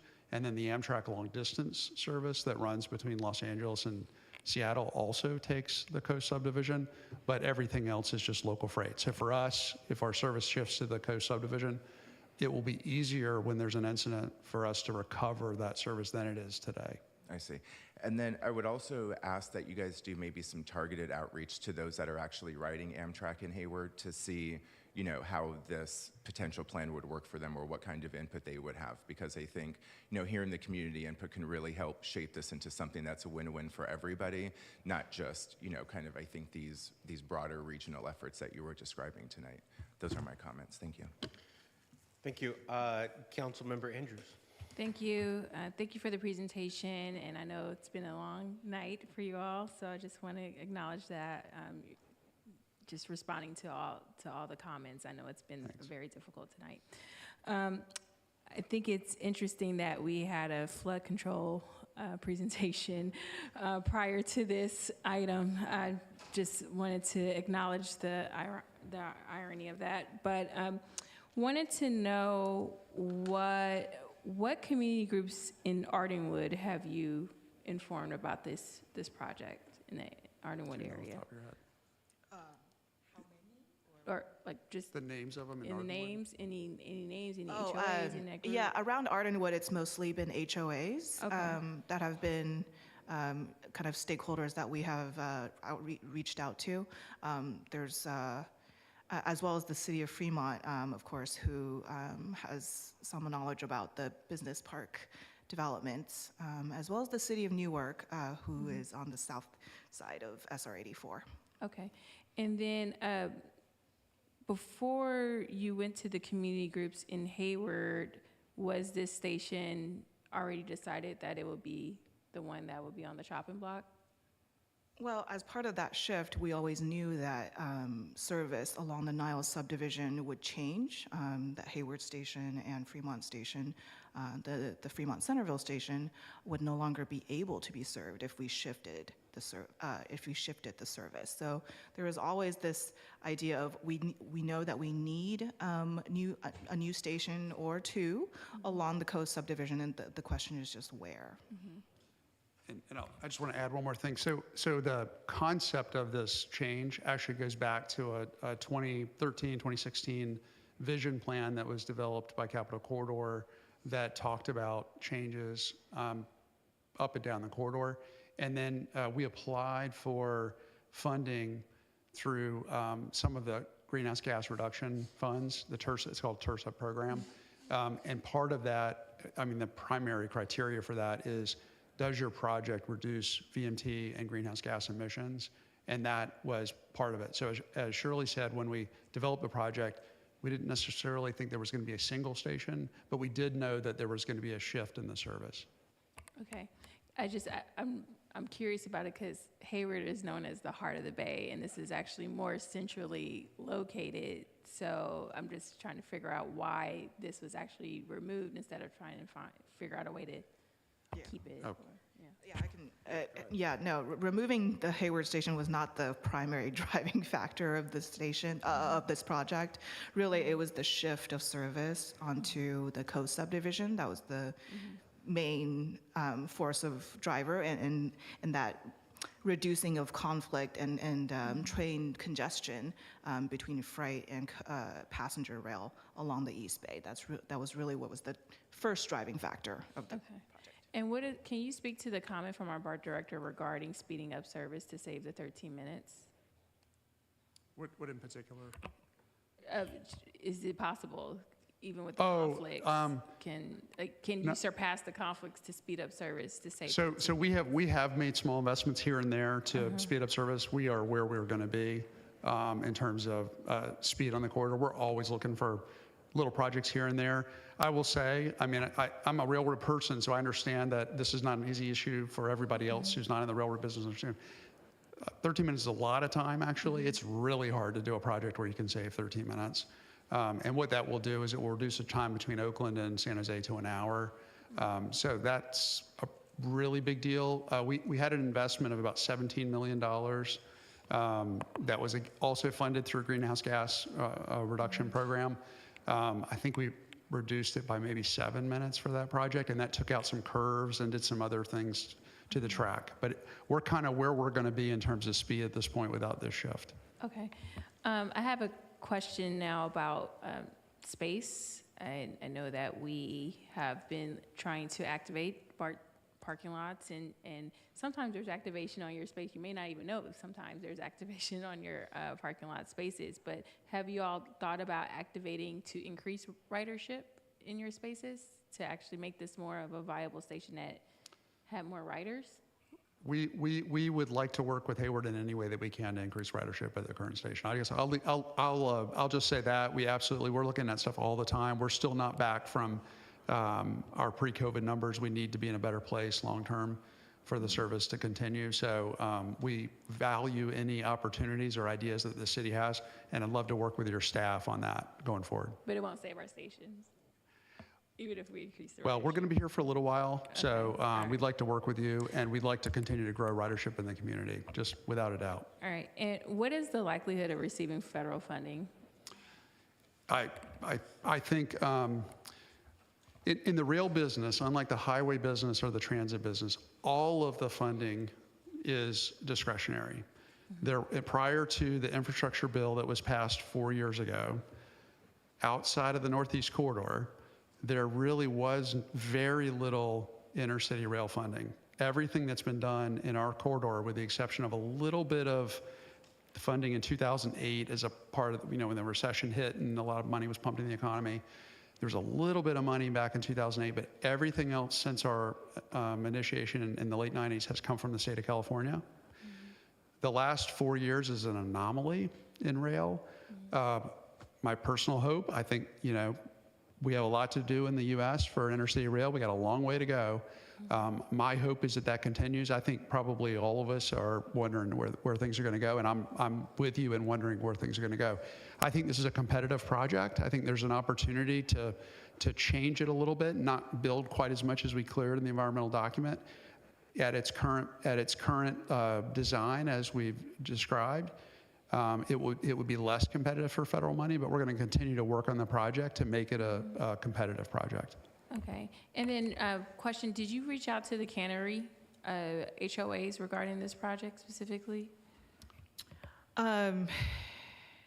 I'd have to look back in my notes if that was a specific stakeholder that we reached out to, but as part of that outreach effort for scoping and the EIR public review process, we mailed out thousands of mailers to property owners along the project corridor. So someone in the cannery must have received a mailer. I mentioned that project specifically because we built it around having that station. So I just hope that the HOA was contacted, not just residents getting a notification. I think that's a HOA that deserved a presentation, so I don't know if that's going to happen during this EIR process, but probably would have been a community working group, would have got way more than half a dozen people at that meeting if it was actually at the location where they're going to have their station. Noted for future.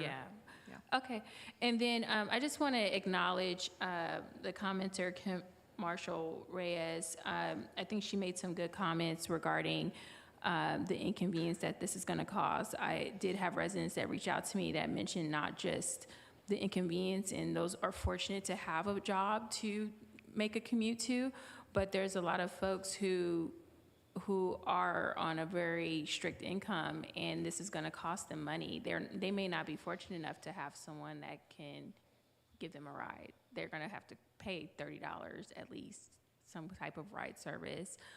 So I just want to let you know that this is a concern for our residents here. And then also wanted to mention the caller again, given that we do have a BART representative, we have a couple of BART liaisons regarding the BART ridership and feeling safe. I hope we took these comments to heart regarding the Coliseum station, because we don't have to wait until this transition happens. We can try to figure out something now to make sure the ridership is safer.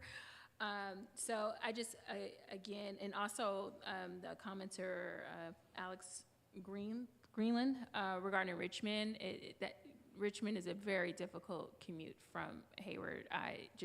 even in a car, it's difficult. So I can't imagine what it's going to be like for a lot of residents who have to get to that area. So I'm hoping that you hear from the people who are making these trips that this is a significant impact to our community, and I disagree with closing the station. So, but thank you for taking the time to, come out and talk to us. But yes, this is not something that is good for Hayward. Thank you. Councilmember Goldstein. Yeah, thank you. I'm a fan of the Capitol Corridor. When I go to Sacramento, I'd prefer to ride the train. I like trains. I don't like the bus interconnect, so when trains fail and having to take a bus interconnect makes me very unhappy. So the idea of designing in 2 tracks for resiliency is smart. I think if you want to see ridership expand, we need to have whatever transportation service we're talking about, BART or Capitol Corridor or any other, that resiliency needs to be designed in. So I compliment you on that. But I do wonder, are the rails that you're planning to put in, are they ever going to be capable of supporting higher speeds than what's traditionally been used on these rail lines? So we typically operate at a peak speed of 79 miles per hour in our corridor. The change does, if you've ridden south on our current service to San Jose, you are well aware of the stretch where we run at about 10 miles per hour because of the connections down there to other. This is part of the challenge of the current alignment. The shift will involve changes. So the peak speed will still be 79 miles per hour. However, there will be sections where we go very slow today, which will be significantly higher with the change. Okay, I appreciate that, but I just have to tell you, I'm very jealous of train systems in Europe and Japan and China. When I hear about 200 miles an hour capability, I don't think we're ever going to get there. But I just thought I would ask that question. Are we designing in for the future? And it sounds like we're really not. There's significant trouble. I'm sorry. Actually, I think Shirley wants to add one more thing. I think you're actually mentioning, you're referring to electrification. And, electrification is very difficult on a stretch of railroad that is owned by a freight railroad because they're not thinking that way. Yeah. But I think from a state of California perspective, there are other technologies that we can maybe think of in the future that could operate more efficiently and faster than the diesel train. So that's a larger conversation, but just wanted to say that electrification is something that we personally would love to see as well, but we are beholden to an existing host railroad that is not quite thinking that way yet. Yeah, I'm sorry. I didn't mean to offend you. If I did, I apologize. I'm just simply pointing out the realities. At $900 million price tag, we're not going to be seeing 200-mile-an-hour trains anytime on that rail line. So, like I said, I'm not trying to cause you any grief. I'm just stating what is a historical future fact. But we also have some significant trouble with the idea of having a station in the Shoreline subdivision for a couple of different reasons. But among them, you've heard several from my colleagues, and I don't want, so I'm not going to repeat what they said. But the trouble that we have is that the east-west traffic is problematic. It's highly congested currently, and we don't really have a good plan, I think, to fix that, especially as we consider the likely growth in our area. So we're about 162,000 residents now. We're not expecting that to shrink. It's going to grow.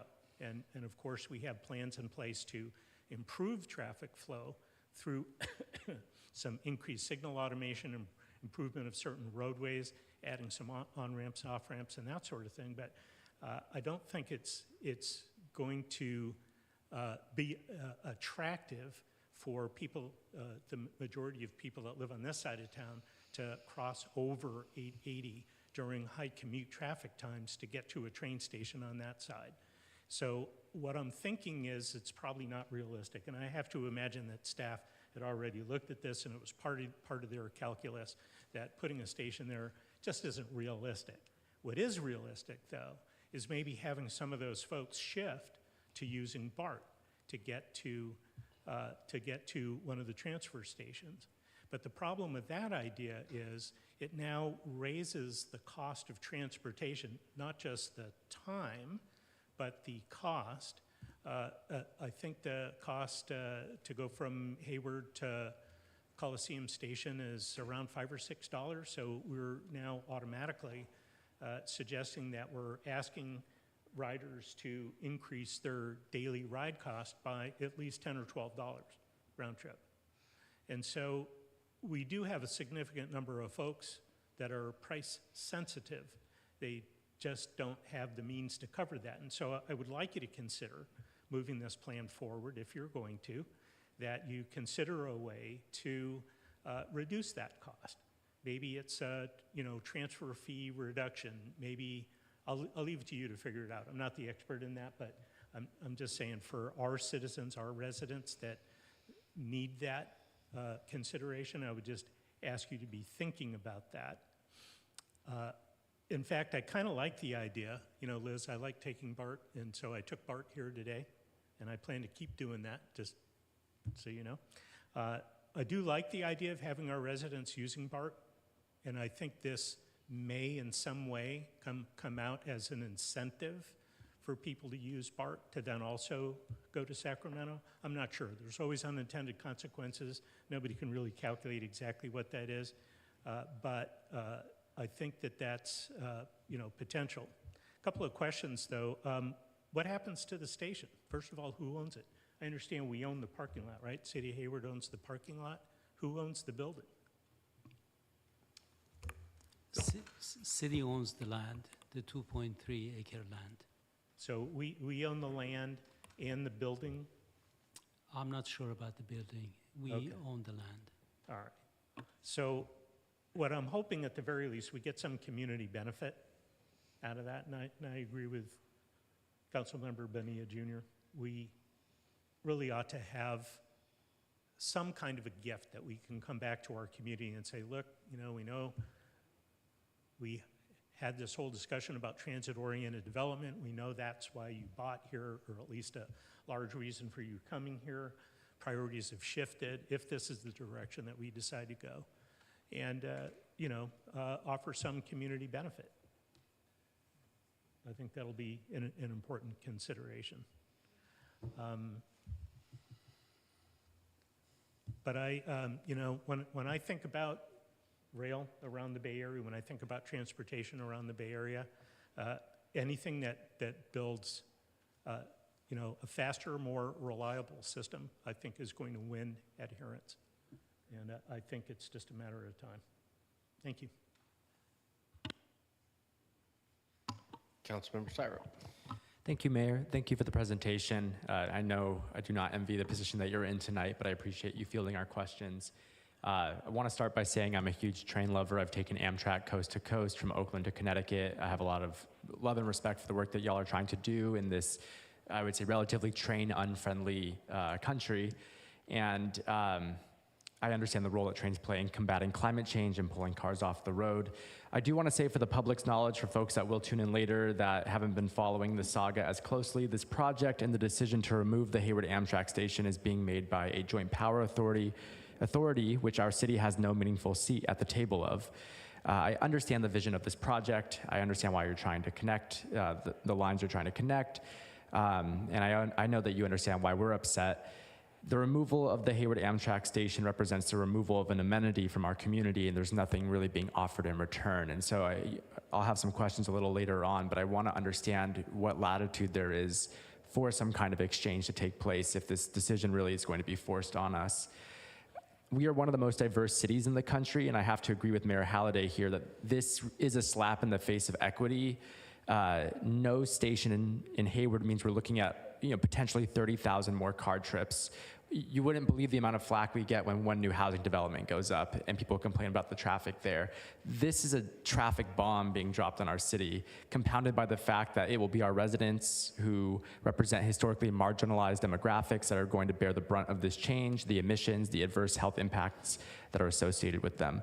I just want to say, not to you, I know you're just the messengers, but this is not equitable. This is just not an equitable project, period.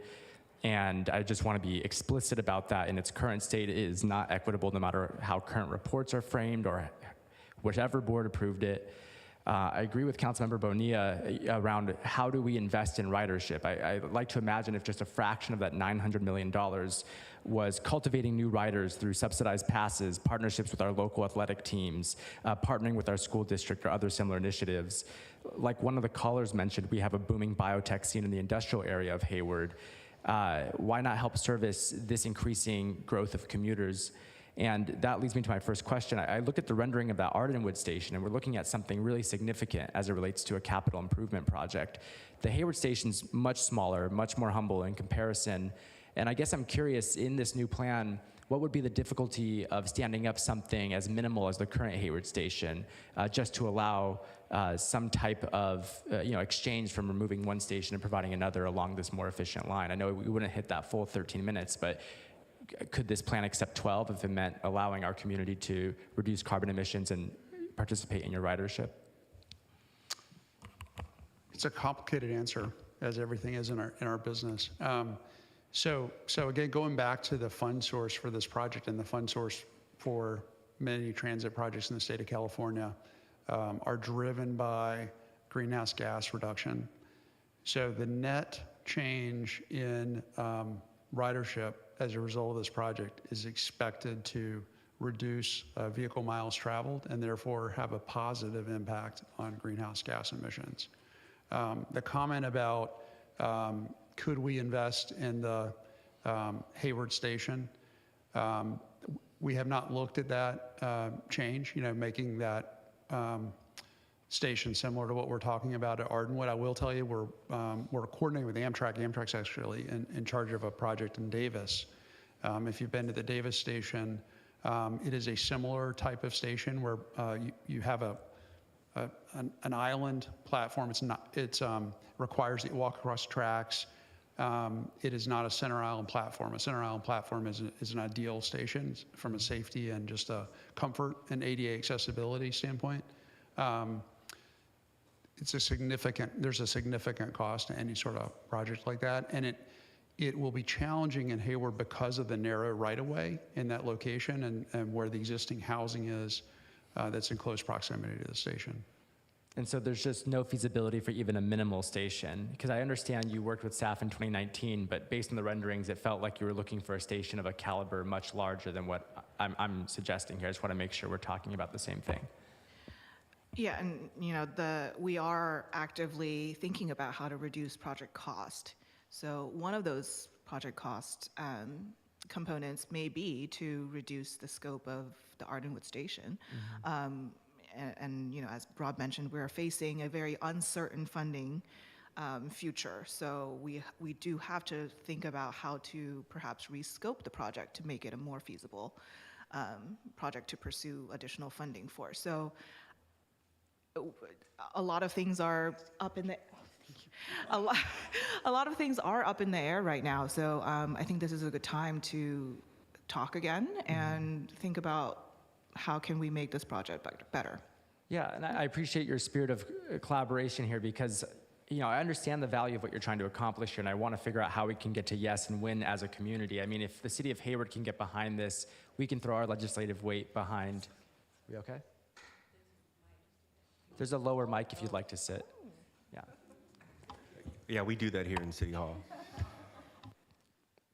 We're just saying, if we could be collaborators on here, we could be a beneficial partner in trying to secure funding, maybe not at the federal level, but at the state level, or both to the degree that we can. But in its current state, it's going to be difficult for us as a city to want to partner if we feel like we're just having an amenity taken away.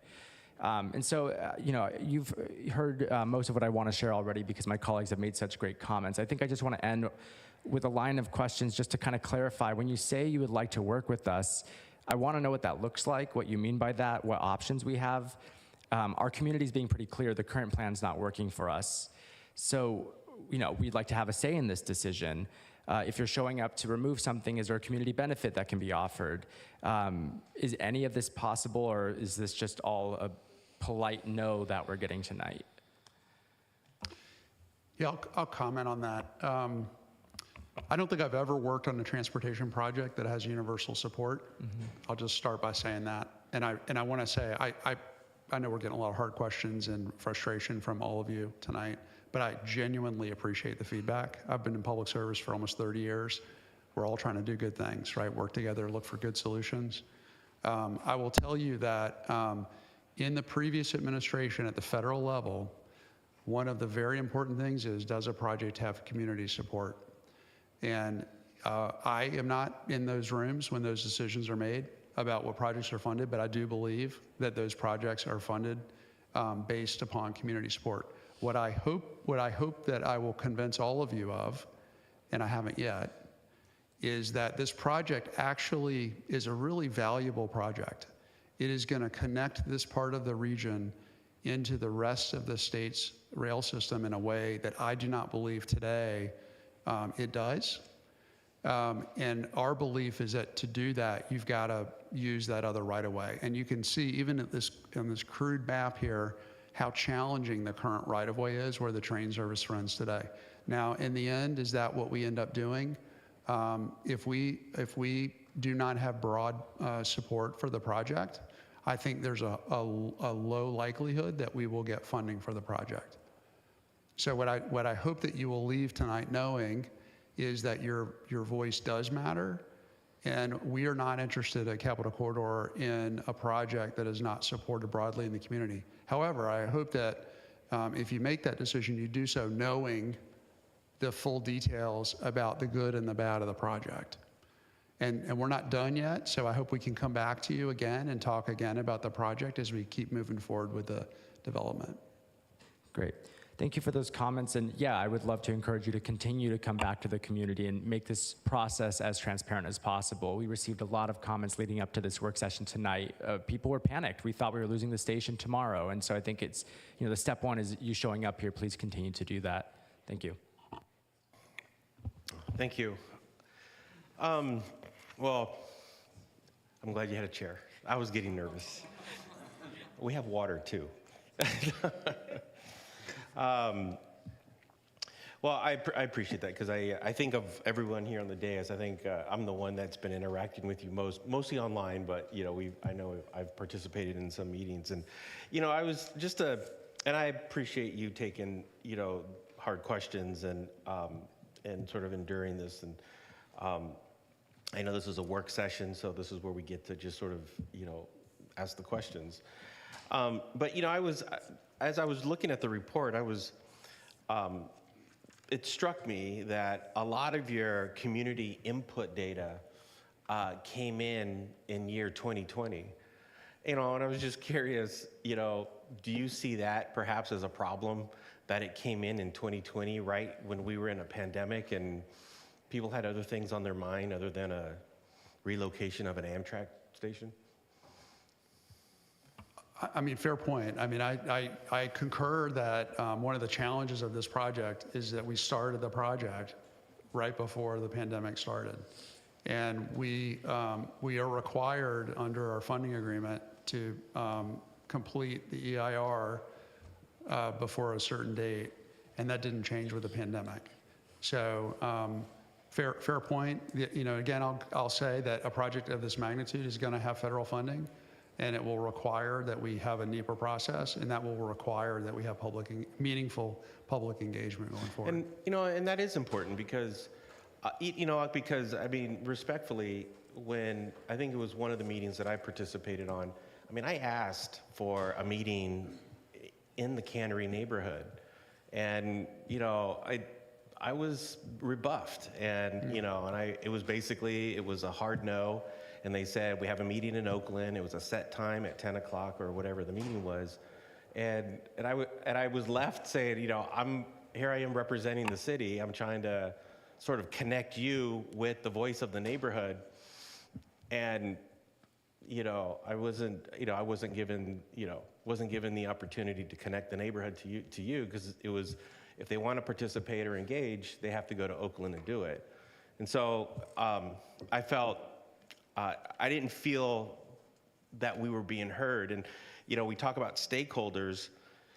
There are a lot of stakeholders out there, but, let's not forget, we're 7 major stakeholders in the city of Hayward, and people elect us to speak on behalf of neighborhoods, and and we interact with our neighborhoods daily, and they, especially in this neighborhood. I live in this neighborhood, and and people talk about it all the time, but the other thing I was curious, Councilmember Syrup brought up a good point. A JPA was formed to do this, and just so that folks know, there's no city representation on the JPA, right? No cities that are on the JPA, correct? They're all transit representatives represented on the JPA? There are two representatives on our board from each of the 8 counties in the service area. So there are 2 from Alameda County. And so the two that represent Alameda County, just out of curiosity, could you tell me whether or not they support this project or not? You know what? I don't want to speak for the 2 people. I'd rather that they speak for themselves on the project. Well, I can tell you, one supports it, and one is brand new, and she's becoming more educated about the project. And so that was the first thing. The second thing is this: of the corridor that we're talking about goes from Oakland, San Leandro, and putting Oakland out for a moment, San Leandro, Hayward, Union City, Fremont, Newark. Do you know what mayors support this project?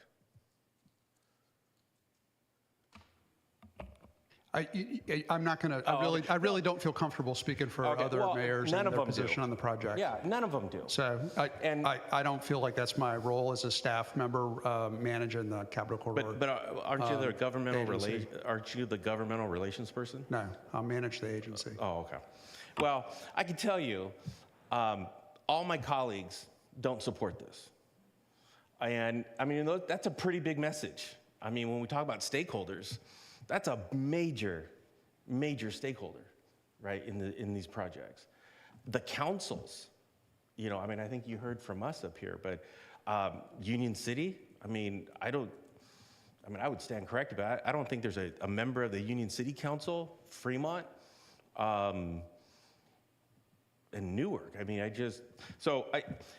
When I hear, this conversation or the discussion around stakeholders, I want the community to be very clear that, the people that are on the JPA representing the city of Hayward, we might have 50% of them, and there's 2, and the other, are they making the case for us? Are they going to bat for us? No, they're not. The other sort of, I'm trying not to repeat a lot of what has been said up here. I'm trying to cover new topics, but I sit on the Alameda County ACTC, Alameda County Transportation Commission. I'm one of the commissioners, and I saw a graph some time ago of all the transit systems in the Bay Area. You probably know the number. I think there's several. There's many. Some cities have their own transit system, and there's the transit space is very crowded in the Bay Area. And I'm just, if this project is going to be north of $1 billion, I know you're saying 900 million, but $1 billion, couldn't we take those dollars and improve the transit system that we have right now? Like maybe wrap BART around the Bay, or include, take, the Dublin line, take it out to San Joaquin County. The dysfunction of the transit space in the Bay Area, it's completely dysfunctional. Different prices, different technologies, and so I'm just curious. Have you thought about sort of the transit space and where this fits in? And the amount of money that we're spending on this. Has there been thought about that? So I can't speak to, the only thing I will say is transit projects are all expensive. This project is a part of the state rail plan. So there's actually an intercity, and again, I really do want to clarify because I think people are often talking about BART and Capital Corridor in the same voice, but understand that there is a state rail plan. Part of that is high-speed rail, but there are other corridors. There's a corridor in Southern California that runs along the coast from San Luis Obispo down to San Diego. There's our service. There's a San Joaquin service. We all work together. So we have different regions within the state of California that we support. And back in 1998, as I said, the state delegated the responsibility to my board to oversee the service. And similarly, back in 2016, that was done in Los Angeles and in the San Joaquin Valley. So this project is a part of the state rail plan. It is one of the projects that the state has identified as important to serve in the intercity rail network. So this project is not just about, even though the attention is often on commuters, there's a presumption that everybody riding the train is commuters, but our service is much broader than that and is intended to actually connect regions in the state of California so that you can go to Sacramento, so that you can go to Southern California, and this is one of the projects identified in a state network. So this is not a project that Capital Corridor identified in isolation. It is part of a regional and a statewide network that's been identified. Appreciate that you're not a supporter of the project, but just understand that this is a part of a system of projects, intercity rail projects. And I want to be clear, I'm not confusing BART and this project.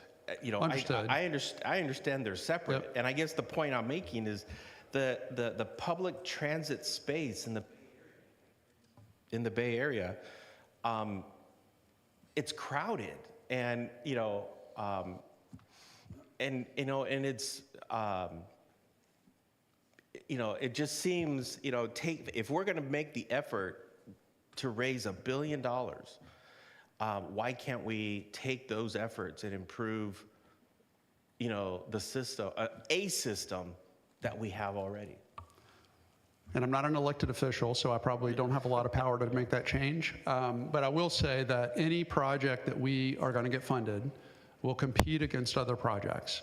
So that will, be a determinant on whether a project is funded. So there is not money that you move from one place to another. The way that the rail program was set up at the federal level and at the state level as well is that we apply for projects based on the criteria identified in those funding opportunities at the state and the federal level.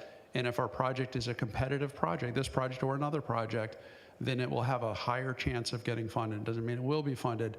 Conversely, if a project is not a good project, and if it doesn't compete competitively with other projects, it will not get funded. No. Will we be competing with the high-speed train in the Central Valley? We don't know. I'm not sure the question. I don't quite understand the question. Because but, if we're competing with other projects, will we be competing with the high-speed rail? Because if we're competing with that, I don't think we have a chance. Or if no one's investing in the high-speed rail, will they take the chance and invest? I'm sure that there are many parts of California that would love to have the funding for their communities to improve rail service. I'm sure that there are many people that are in line to get funding that's available. So let me end on this, and I'll, because a lot of the questions have been raised, and but I want to end on the equity question, on the equity analysis, and I want to, I want to be clear about what equity means, what it means. Equity means is that when you have a disadvantaged community or a situation where people are disadvantaged, it means that you calibrate resources and services and assets to the communities that really need it, and then you raise them up and you bring them to parity with the rest of the field. And Councilmember Mayor Pro Tem Roach astutely brought it up. We're taking away from the B Street neighborhood. All you gotta do is just drive up B Street. take a look at the neighborhood over there, and then drive through Ardenwood and look at the difference just on a casual observational field trip. And you're gonna see a huge difference in housing, in income, education, in resources. I mean, and you know, and Mayor Pro Tem Roach is right. We are taking from this neighborhood, and we're gonna, you know, build. I mean, I looked at the renderings. This Ardenwood, and remember, the mayor of Fremont is against this project, right? But we're gonna build this you know, almost $1 billion train station in Ardenwood, and you know, and the folks in Hayward in this neighborhood. I mean, we lose out. I mean, we're subtracting from the city, and all, you know, all I ask, you know, I'm still talking to, you know, the two representatives, you know, who represent, you know, us, Hayward, you know, and one of the representatives, I mean, you know, based on a brief conversation, seems pretty set. I mean, you know, I don't know how much he really fully understands, you know, Hayward's view and Union City's view. I mean, I don't know if he's really taken into consideration what we're saying up here. And so I hope that the JPA, that the board of the JPA, and it's not about design and the project. I mean, you know, you know, it looks great. I mean, you designed a great project, or you're building a great project out there, but it's for Ardenwood. It's not for Hayward. I mean, if you were to build that in Hayward, then we would have a different conversation, right? But that is not equity on any level. I mean, you're taking from a low-income neighborhood and you're adding to a neighborhood, to a region in Alameda County that is high income and high resourced, and I mean, they're benefiting. And you know, and from your own words, it's going to make it easier to go to Santa Clara, to the Santa Clara Valley. And the reason I say this, and it's not this is not to chide you, but the point is that, you know, here in the city of Hayward, we get frustrated when we see projects that are literally driven through our city that don't benefit the city. And I'll point to a project as you leave this building. Drive the Loop. The Loop was built not for Hayward. It was built for commuters. And here we are, stuck with it. And you know, and everybody wants us to reverse it, and we got people, you know, advocating, and it's expensive, and it's, you know, if we were to do it, it's not until further down the line. So, I mean, I think our frustration comes from, and you've been doing this a long time. I know you're not taking this personal, but our frustration is coming from the arrogance of outside agencies who come into the city and do these big projects and reconfigure. And by the way, this will be the second project in downtown Hayward that has been that will reconfigure our city. That if it's done, it was done right to our face. And that's what we find offensive. That's what I find offensive. And you know, Mayor, you know, my predecessor, Mayor Halliday, you know, she stopped Caltrans from building a freeway, you know, about 25 years ago, 30 years ago. And I'm glad I'm on your side on this issue this time. And but I'm telling you, you know, I hope that the JPA here's this meeting. I hope they listen to the hour and a half public comments and us talking, because, we're against it. We're against it. Union City is against it. Fremont is against it. All right, message heard. We got it. Yeah, I'm just telling you. Again, I appreciate the feedback. This is a state plan. We're an implementing agency. Absolutely. There are reasons there are elected officials. There are reasons there's a JPA board that we take direction from. We got it. Message heard loud and clear. Universal opposition by the Hayward City Council. We got it. I appreciate that, and the reason why we keep hounding this is because when we talk to people who represent us, that's the attitude we get. So I appreciate it. All right, thank you. Thank you. If there are no more questions, I'd like to close this item, and I'd like to thank everybody for coming out, and thank you for speaking on this item, and I hope that the Capital Corridor JPA board listens to this. Okay.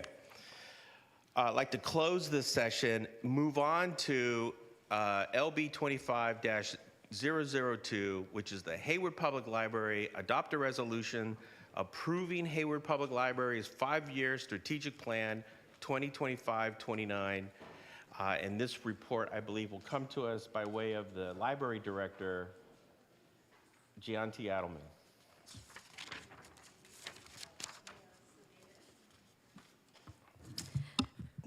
Good evening, Mayor Salinas, City Council members, City Manager Dr. Alvarez. I am happy to say I am here to represent a very equity-based organization.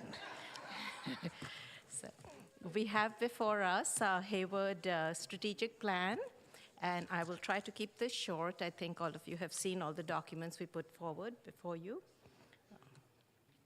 So what is it? I think you all know what a strategic plan is, but why now? Some of the things that went into the timing is when we got our new library in 2019, we did not have a strategic plan. We had all these new capabilities that were part of the project. The resources also were new. And so we were saying we really need to have a strategic plan that takes into consideration all these opportunities. But of course, we got hit by the pandemic, and so we decided to wait because things completely changed. We now have a completed, as you all know, the building was very slow, the completion. It is complete. We are post-pandemic. And the other thing that changed is we are now an education city. The focus has changed. So it was a critical time for us to get a new strategic plan. The process, we had a very intensive process. We did hire an outside consultant, they're Baton Global from Iowa. And one of the reasons we chose this group from Iowa was that they had a lot of experience in different types of organizations. Some of the groups that we talked to, consultants, were very focused on what a library should be as opposed to what does Hayward need. And Hayward is a very unique city, and so we really wanted a consulting group that would listen to us and would actually listen to the community. So they did a lot of things. It was very in-depth. There were interviews and focus groups. They interviewed staff, our partners, community partners. They did a lot of peer analysis of libraries. This was actually one of the most critical parts of this survey. After they had done all of the information, they really compared us with both our peer libraries locally and also with high-achieving libraries across the country to really give us an aspirational strategic plan. And then we also we really wanted to make sure we got the opinions of young people in our community, and since it's hard to get that, we actually had a lot of our youth in the community draw their dream library, and that was one way to get their input. So some of the key insight findings were really, we have a very high patron satisfaction and a very high staff satisfaction, which was really gratifying for me to hear. So the community had a net promoter score of 63, which is really, really high. And I just want to give you a sense of what that means. So software companies, by and large, have a net promoter score of 9. Airlines have a net promoter score of 26, healthcare 45. And so we were at 63, which is really, really very high. And in that, you'll see our partners really scored us at 81%, which is a score of 81, which is extremely high. And I just put that little graph at the bottom that you can see where there's the orange and purple, the orange and blue that overlaps, that actually shows you our staff satisfaction.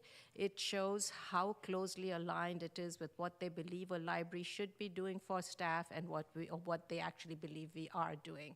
So overall, we had just really good satisfaction from the public and from the staff. Some areas that our partners believe that we should improve on is serving working families, college age, and early career people, and then our unsheltered patrons. I will say this is different from what the public wants, but it is definitely, we've taken into consideration all the different groups. And then key insights that also came out is that we've seen great increases in these areas, in collection use, program attendance. Program attendance is huge. It is absolutely huge.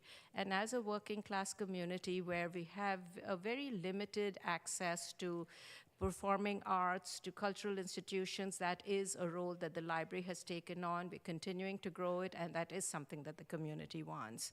Social services have grown tremendously in the library. This is an area most libraries across the country are seeing growth in, but the extent that Hayward is serving the community is really is amazing. And I really am very, very proud of the staff and what they do.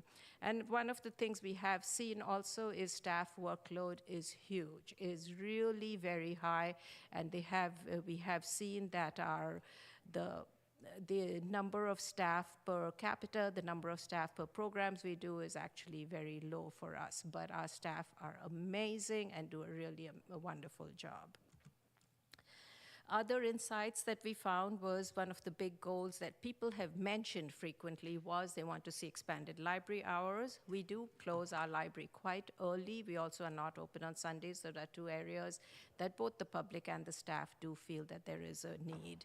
Availability of materials is still considered one of the most important services for residents, and part of it is the continuing perception of libraries as a source of reading materials, and that's the primary thing. However, when you actually look at what they use, materials are not what they primarily use the library for. So it's sort of an interesting perception versus what they're actually doing. Not surprisingly, Wi-Fi access is an important priority for non-card holders. So they like to come into the library, use the free Wi-Fi access. That's definitely something, but they also use our programs a lot. Programming for adults, children, and teens was valued higher by the Black and African American respondents compared to other racial groups. But these are, again, just small differences. And one of the things that we did get was, why don't you use the library? Well, it didn't cross my mind to go to the library. So that is something we're working on to really make people more and more aware. We just do that. And then our Weeks branch, some of the insights that we got, there was a lot of negative perception. I think all of you are aware of the issues we face, and this was no surprise to us. Safety concerns, environment and cleanliness, and impact on children and families. And almost uniformly, people attributed this to the large camps and the unhoused population that we have around the library. Areas of focus of the strategic plan. So looking forward, we have these 6 areas that we're going to we think we should focus on. I do want to stress that this is a living document, and we will be adjusting as needed. So if things change, situations in the city change, things in terms of funding, whatever, we will be adjusting as needed and as we achieve goals also. So education and literacy, one of the things is the goals we set for ourselves. All residents are literate and their educational goals are supported. Hayward, culture and heritage, cherishing Hayward's shared diversity and history. This is probably one of our most visible services that we provide. I will say on a personal level, DEI, inclusion, accessibility are definitely one of my biggest goals for the city, and I think that the community really does appreciate it, and they want us to continue in that direction. Outreach, meeting community members where they are and connecting them to the library's offerings. Another one of our goals is you should not have to come into the library to receive services. The library comes to you, and we've continued to do that. You know, our Kirby has become, and I say this all the time, the darling of the community. People love Kirby, and now we're getting Moby Tech, which will be our mobile technology library, and we should have that within a couple of months. We have, again, social services and economic development is a big part of what libraries do and is a huge part of what Hayward does. And we're supporting individuals seeking to improve their circumstances in various ways. HPL team culture is something we want to continue to focus on. Hayward Public Library brings out the best in everyone, and when we say everyone, of course, we mean the public, but this definitely is about staff, making sure our staff grow, have the opportunity to grow, and are the best they can be, want to live in the city, and want to continue to work for the city. So that is one of our goals. And then Hayward's HPL stewardship. Hayward Public Library makes wise use of public resources. I think we do an excellent job in this area, and we will continue to do a really good job. And with that, I will thank you for your attention and open it up to any questions you have. Well, with the beginning as you did, you know, if you have 15 more slides, you know, bring them on. Okay, thank you. Before I go to public comment, let me ask council if they have any questions, and Mayor Pro Tem Roach. Thank you. I actually don't. I was wondering, do you have the slide of that awesome rendering that you have in the strategic plan? I don't have it. Oh, that's okay. I just thought while we're talking, it's such a great... The journey map, yeah. I was told I had to keep my slides down. Yes, Very small. Mayor. But I will share that because it's a wonderful depiction of our city. And it is. We did get it in the staff, in the staff and it does include, if you look at it in the corner of that rendering, there is a gentleman in a hat, glasses, checked shirt, next to a barbecue pit. So you know the mayor's in there. Yeah. Thanks. So I have comments when it gets to the comment period, but that's all. Because we're going to do public comment. Yes, of course. Council Member Bonilla, Jr. Thank you, Mayor. And thank you so much for this report. I think the libraries are definitely a gem in the hearts of all of us and the community. You do such a great job stewarding and leading those services. So thank you so much, Director. When you guys did the youth visioning, just wondering, did you guys leverage the Youth Commission or involve the youth commissioners at all in that? We did, and in fact, they were part of our stakeholders where we actually talked to them. So we did have one group that was specifically just the Youth Commission. So that's definitely fantastic. We did talk to them. Excellent. And then is this the first time that we have a Net Promoter Score for the library? It is, unfortunately. Excellent. It is. The last time we did a strategic plan was, I believe, or it ended in 2016. It was before my time, but really this is new for us. Yes. Excellent. I just hope, it's such a strong trend, and I know with the services we provide, I can only imagine that trend will continue to increase year over year or whenever we do the next survey. So thank you for that. Thank you. And then, as we think about libraries becoming a source for folks to get and engage in like social service support, I know like my family's used it for that too. Like, we've went there and had help with things. But I guess my question is, how is the staff like trained or prepared, to be able to deal with these kind of evolving social service issues that they're being confronted with? So I will say libraries, I have been in libraries a very long time. I almost hate to admit it, but this year will be my 40th anniversary of having graduated from library school. Wow. So I have worked a very long time in libraries. But I have seen libraries evolve. I came into libraries when computers were coming into library. I've seen the computers, the internet, all of these changes. Library staff have evolved every step of the way. And I think we're a very nimble group. That's one of the things we learn when we're in library school is about evolving and, responding, being responsive. That's what we do. We are responsive.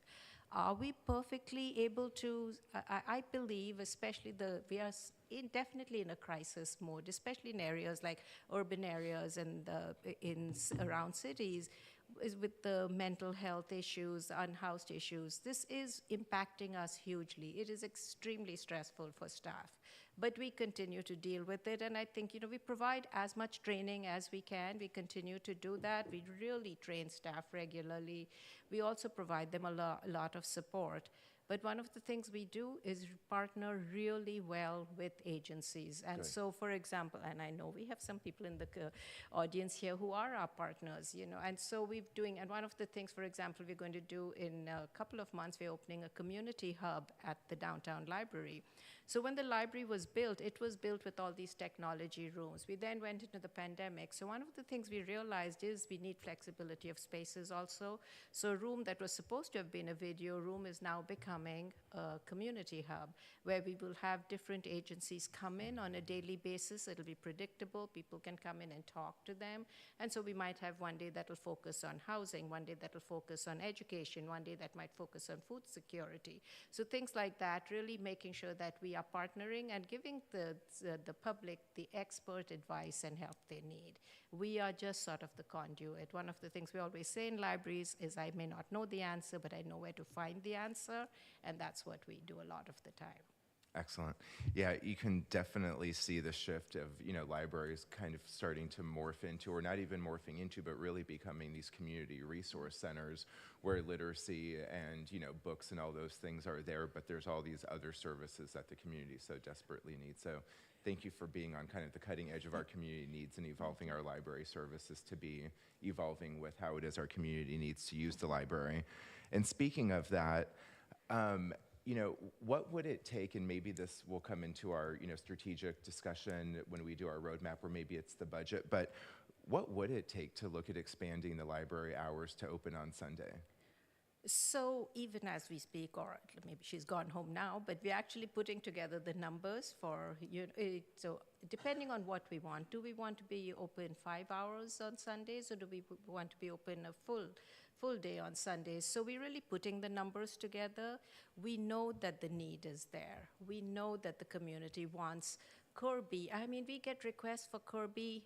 It's every single day. But right now, Kirby works, 4, sometimes 5 days a week because we have to give staff a break. So, we're putting the numbers together, and we'll certainly work with with the city manager, finance, and, and obviously all of you to come up with a plan, see what we can do. Evening hours really are important because right now we close at 7. It's almost impossible to have an evening program because by the time someone gets off from work, gets home, whether they have dinner, come at 6 o'clock, we're going to close at 7. So it's just really hard. So I think that's also an area we are looking at. Oops. Yeah. Great points. I remember when I worked at the library, I think there were some days we were open until like 9. So it's interesting to see that we're, at 7. But anything we can do, to kind of look at expanding Sunday, I think is really important, especially because, so many people in our community are available on the weekends. And one of the things that I think the whole council is, focused on is making sure that we have attractions for people to stay in Hayward, and the library is definitely a draw. I mean, I was just there this weekend for the Lunar New Year, and the place was packed. So it's clear that, the community wants to leverage the library and all of the resources that are in there. So, I'm very interested in seeing that come in front of us. And then my very last thing is, even in my own family, with my nephews and nieces, there's issues around literacy and, kind of just making sure that they're plugged into the right tutoring programs. And I think that's representative of kind of the broader youth in our community too. So what do we do in the libraries to kind of make sure that we're promoting the different great literacy programs that we have, but then also looking to see how it is we're partnering with the school district, which I'm sure you're doing, to expand, tutoring programs and to really sort of help uplift some of the youth that might be struggling academically in our school systems? So we have a very close partnership, and we have, Edgar Chavez here from HPA, and we work very closely with HPA, and we work with all of our educational institutions. We work very closely with HUST. One of the programs we have in place is library cards for all. So all students from middle school through high school get a card. So, and the parents can choose to say, no, we don't want our child to have a library card, and that's fine.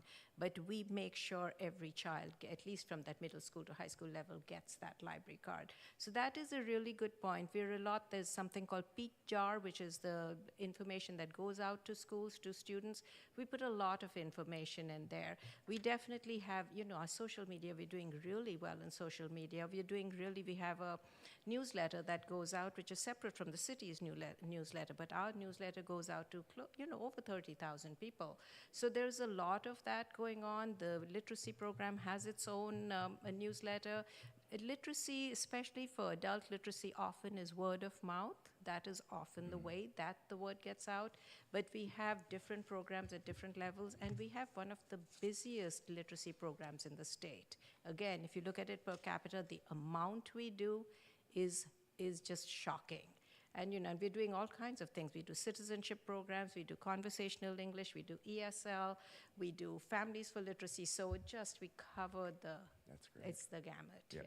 That's great. And I know that, a lot of those programs are at our downtown library. So, whatever we can do also to continue to expand that to the Weeks area is, super important, especially in light of all of the conversations that we have around equity that I know you care a lot And so about. we are. I mean, we did have the programs at Weeks.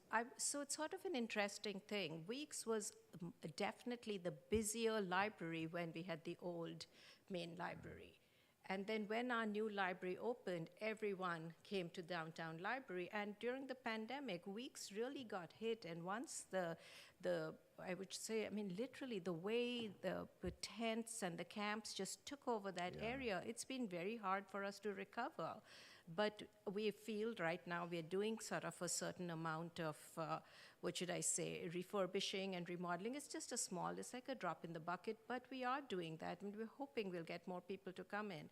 It's a challenge. Parking is a challenge over there. So do we need a new library there? Yes, we do. But can we make a real impact with what we have? Yes, we can.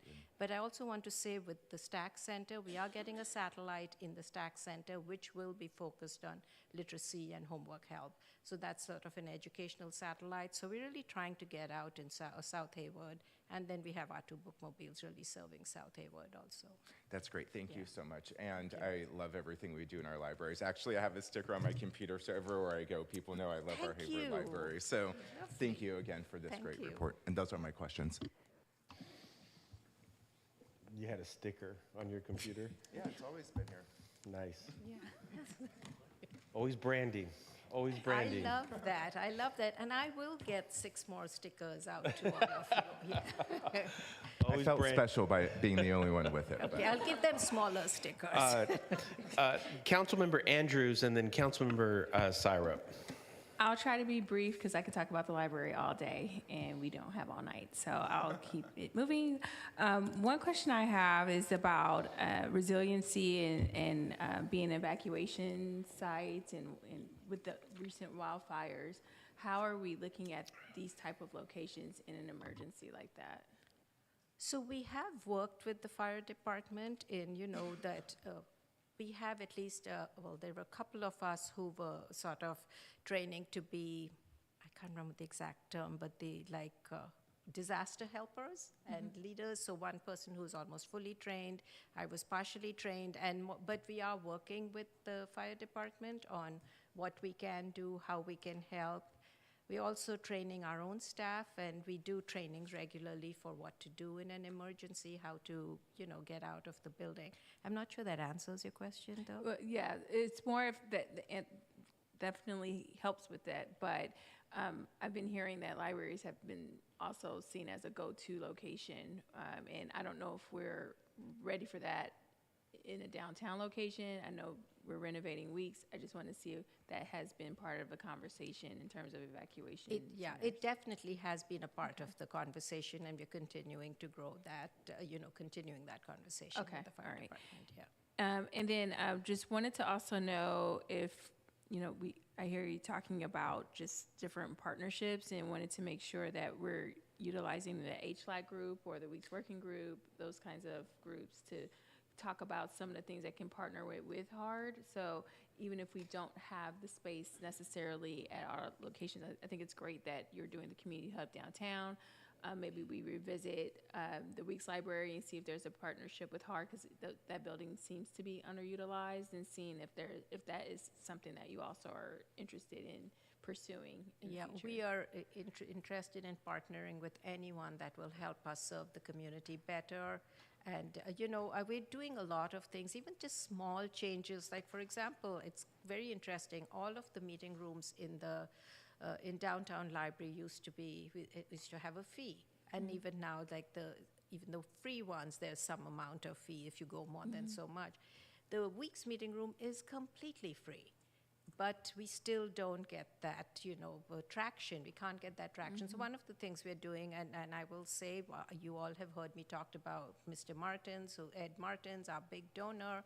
The foundation has just given us some money to refurbish the meeting room at Weeks. So we're hoping if we get high quality AV material, sort of AV equipment there, that will help with more people going in. I think simply getting more traffic will make a huge difference at Weeks. Okay. Yeah. And I know you all are, it sounds like Kirby needs a break in terms of just he's being worn out around the city a little bit, but I'm glad you all are visiting his hours or her hours. I don't know what it is. But I wanted to know if Kirby would be interested in attending like the May Day Festival to kind of help with some of the Native Hawaiians and Pacific Islander population in terms of inviting folks to the library and making it feel like it's a space for them. We try to go. We've gone in the past, definitely. But one of our challenges is if people tell us 3 days before the event or a week before the event, it's almost impossible to adjust because we not only have to have Kirby free, we have to have staff who can attend. Okay. So we tell everyone, tell us as far in advance as you can, preferably 2-3 months at least in advance, and it's easier for us to make sure we're there. Okay. And then I just have a couple more questions, Mayor. So for the cafe that's at downtown, that's reopened, right? So congratulations on getting that reopened. The community is very excited about it. I've seen the Instagram photos. They're very excited. Are we also looking at doing something similar at Weeks, or is that a possibility? With the current building we have, we really don't have capacity to do that at Weeks. If we were to get a new building, that would be great. It would definitely be a part of it. Okay. And then I know we talked about this in the past, and I'm trying to think of a way of how we can do this without impacting our operations or adding more staff. But I've been seeing libraries doing tool lending or helping with equipment for cleanups. And I know that is a storage issue, that's a capacity issue, management issue, but I'm wondering if there's some partnerships we can do with agencies where if you have your library card and they have a set aside for helping clean up the streets, whether it's with Home Depot or another hardware type store or just another location, is that something we can do if we don't have the capacity to do it in our libraries? We really don't have capacity for that currently because a tool lending is a lot more complicated than just simply being the place that lends. It involves cleaning, storage, checking, making sure it's working, it's not damaged. We do a lot of, we have a library of things right now. You can get a telescope, you can get binoculars, you can get all these other things from us, which are somewhat easier for us to handle and also don't require that amount of space. It may be if at Weeks we get a larger library someday, some down the road, we could. And like you say, if we can find a partner, but we don't have capacity for that right now. Okay, great. Thank you. Councilmember Sire. Thanks, Mayor. Thank you for the report. Congrats on another successful Lunar New Year event. Always a pleasure to attend those. Also, thank you to your team, to our library commissioners, and our community for their contributions to the strategic plan. One of the things I like about it in particular is how accessible it is. It's concise, it's high level, it's digestible, it's pretty. It's great. I like any strategic plan that I think presents itself in this way. Few questions I had. There was a line in the strategic plan that said on a per capita basis, our library has near the lowest staffing levels of any library in the Bay Area and is staffed well below high-performing peer libraries from across the US.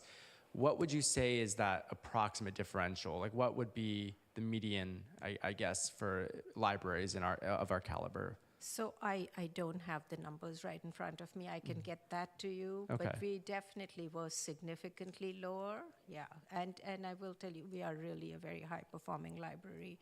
So, but I can get that number to you. Okay, thank you.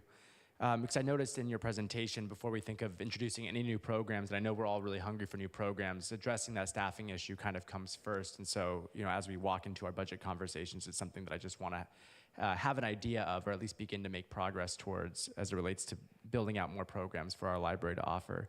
I noticed there was an emphasis on STEAM for our community or for our students. And also partnerships as well. Was there any discussion around including the Eden ROP, the Regional Occupancy Program, as one of those partnerships, or having STEAM kind of fit working with them? We can certainly look into all of that. A lot of these, we're going to work out the details, how we move forward. Right now, we do a lot with the Lawrence Science Labs. We have different groups that we're already partnering with, but we would certainly look into any ideas, any options, yeah. Great, thank you, because, that's also a ladder for a job training program for some folks too. And I know they're eager to integrate more with schools and our community organizations because a lot of unions will pull out from those groups too. And many of them have jobs ready to go, but folks just aren't aware they exist. And so I see that as not just an education opportunity, but an employment opportunity for our community as well. I just wanted to echo support for developing a plan to include Sunday hours. And in there is the question around morning attendance versus evening attendance. I was curious, in your perspective, what are our peak hours during the weekday as we begin to think about where we might want to expand our contract hours and maybe allocate hours to a Sunday? So right now, a lot is that after school is definitely one of the peak times. Though I will say one of the things that changed with the pandemic is there's a lot of people that work from home. But when they say work from home, they're not really working from home. They're not working in the office. And many of them, genuinely don't want to be alone. They like to be. So we have a lot of people that work from home that work from home, actually work in the library. So it's sort of changed somewhat. We do have like all day people there, but that after school time is a really popular time. The late hours towards the end, especially in winter, tends to get a little slow. But part of the issue is also if we don't offer programs, there are people who want programs in the evening. That's when they can come. And if you have the program, they will come and they will be there. And it's sort of trying to find that way that how do you serve everyone? This whole equity issue. If you're a working parent, you're a working couple, and you have kids, when do you go to the library? If the library closes at 7, you come home, you'll have dinner, and then there is no time to go even drop your books off or pick up books. So just trying to find that how do we serve everyone, even if it's open late 2 days a week, just trying to find that way to serve everyone, really being very thoughtful about it. Yeah, thank you for that. I'm curious to see how that thinking develops and what you start to kind of settle on as you think through decisions around shifting hours. I like the emphasis on Hayward culture and heritage. I think a city's history helps inform its identity, and Hayward has a rich history, but I find that we have a difficult time telling our own story. There's landmarks or milestones in time around Hayward's Hotel and of course Russell City, but there's decades that I think go unspoken on, and I'm curious your thoughts on what it means for the library to help tell that story and how it might be able to also partner with an organization like the Hayward Area Historical Society. Yes, so we do work with the Hayward Area Historical Society, and I think we'll do more as time goes on. But you've seen our library, just our goal is that, and it's been interesting, we actually applied for an NEA grant, but now I don't know with the federal situation if we'll ever get it.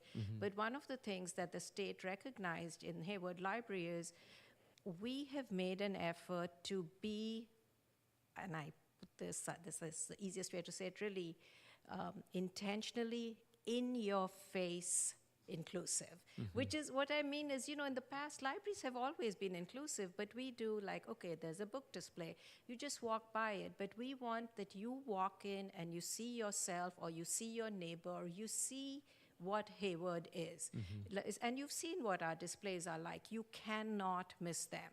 And that's our goal. And that's, we've got a grant. It isn't cheap to do those displays. We've done it all with grants. We just got another grant, and I'm hoping that NEA has the funding and we can get the money for it. But we are probably the only library in the state that does it at this level. And so, we want everyone, and so we're doing some of the biggest ones now, and we've done Pride Month, and we've done Juneteenth, and we've done, Black History Month, and Lunar New Year. We do all these things, but what about Nowruz? What about some of, just there's all these programs we keep missing, groups that are so important to Hayward, and we want to make it so everyone can see themselves at least once in a while, or see their neighbors. Yeah, I really appreciate that intention, and I think we're doing a great job, trying to continue to hit that mark and push the envelope there. And it makes you wonder what ways can we create certain levels of community involvement and community engagement and helping the city tell that story, so it's not all on you or all on staff to be responsible for that, right? What are the ways in which we can organize our own communities to help contribute to our story as a resource and an asset to the city, and not just necessarily the folks that we need to serve, but partners in telling that story. I think the last thing I wanted to ask was just around communications. I'm excited to hear we have a very successful newsletter. I've seen several Hayward Library TikToks go viral. I saw our mayor make it around the internet a few times. I'm curious how we think about growing our library audience. Do we work at all with the Stack newsletter regularly to share programming? We do, and Okay. it's like, so if we have the bigger programs, a trunk or treat, Lunar New Year maybe next time, but Juneteenth, we do all the bigger ones, things that are, we have planned for June, and I know I shouldn't announce this, but I'm going to jump the gun. We've been partnering with San Francisco Opera to bring opera to Hayward. I mean, this is something different. So in June, we're going to have the La Boheme at Heritage Plaza. Wow. That's one of those, the type. So whenever we do something big like that, we really use Stack. But our newsletter we've seen is very popular. It really gets to the people that are trying to hear about the library. So it's Okay. sort of a Got it, yeah. Just always thinking of ways that we can reach folks outside the library audience currently, but I know you're doing a great job of that. I think those make up the bulk of my comments. Thanks again for this report. Thank you. Thank you. I didn't hear anything. You good? I'll be very brief. Okay. Go right ahead. Councilmember Goldstein. So, out of consideration for the late hour, let me just say that I am in awe of the great job that you do as director of our library.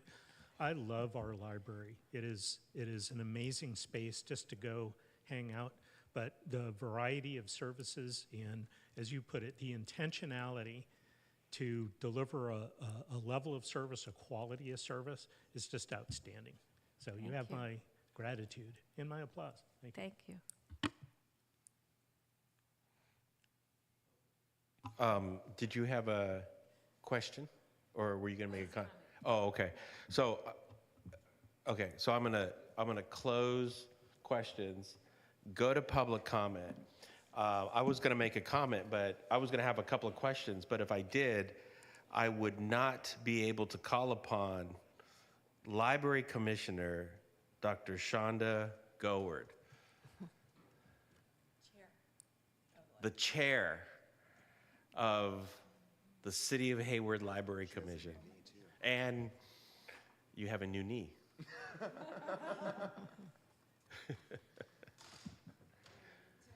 So, Madam Chair, the floor is yours.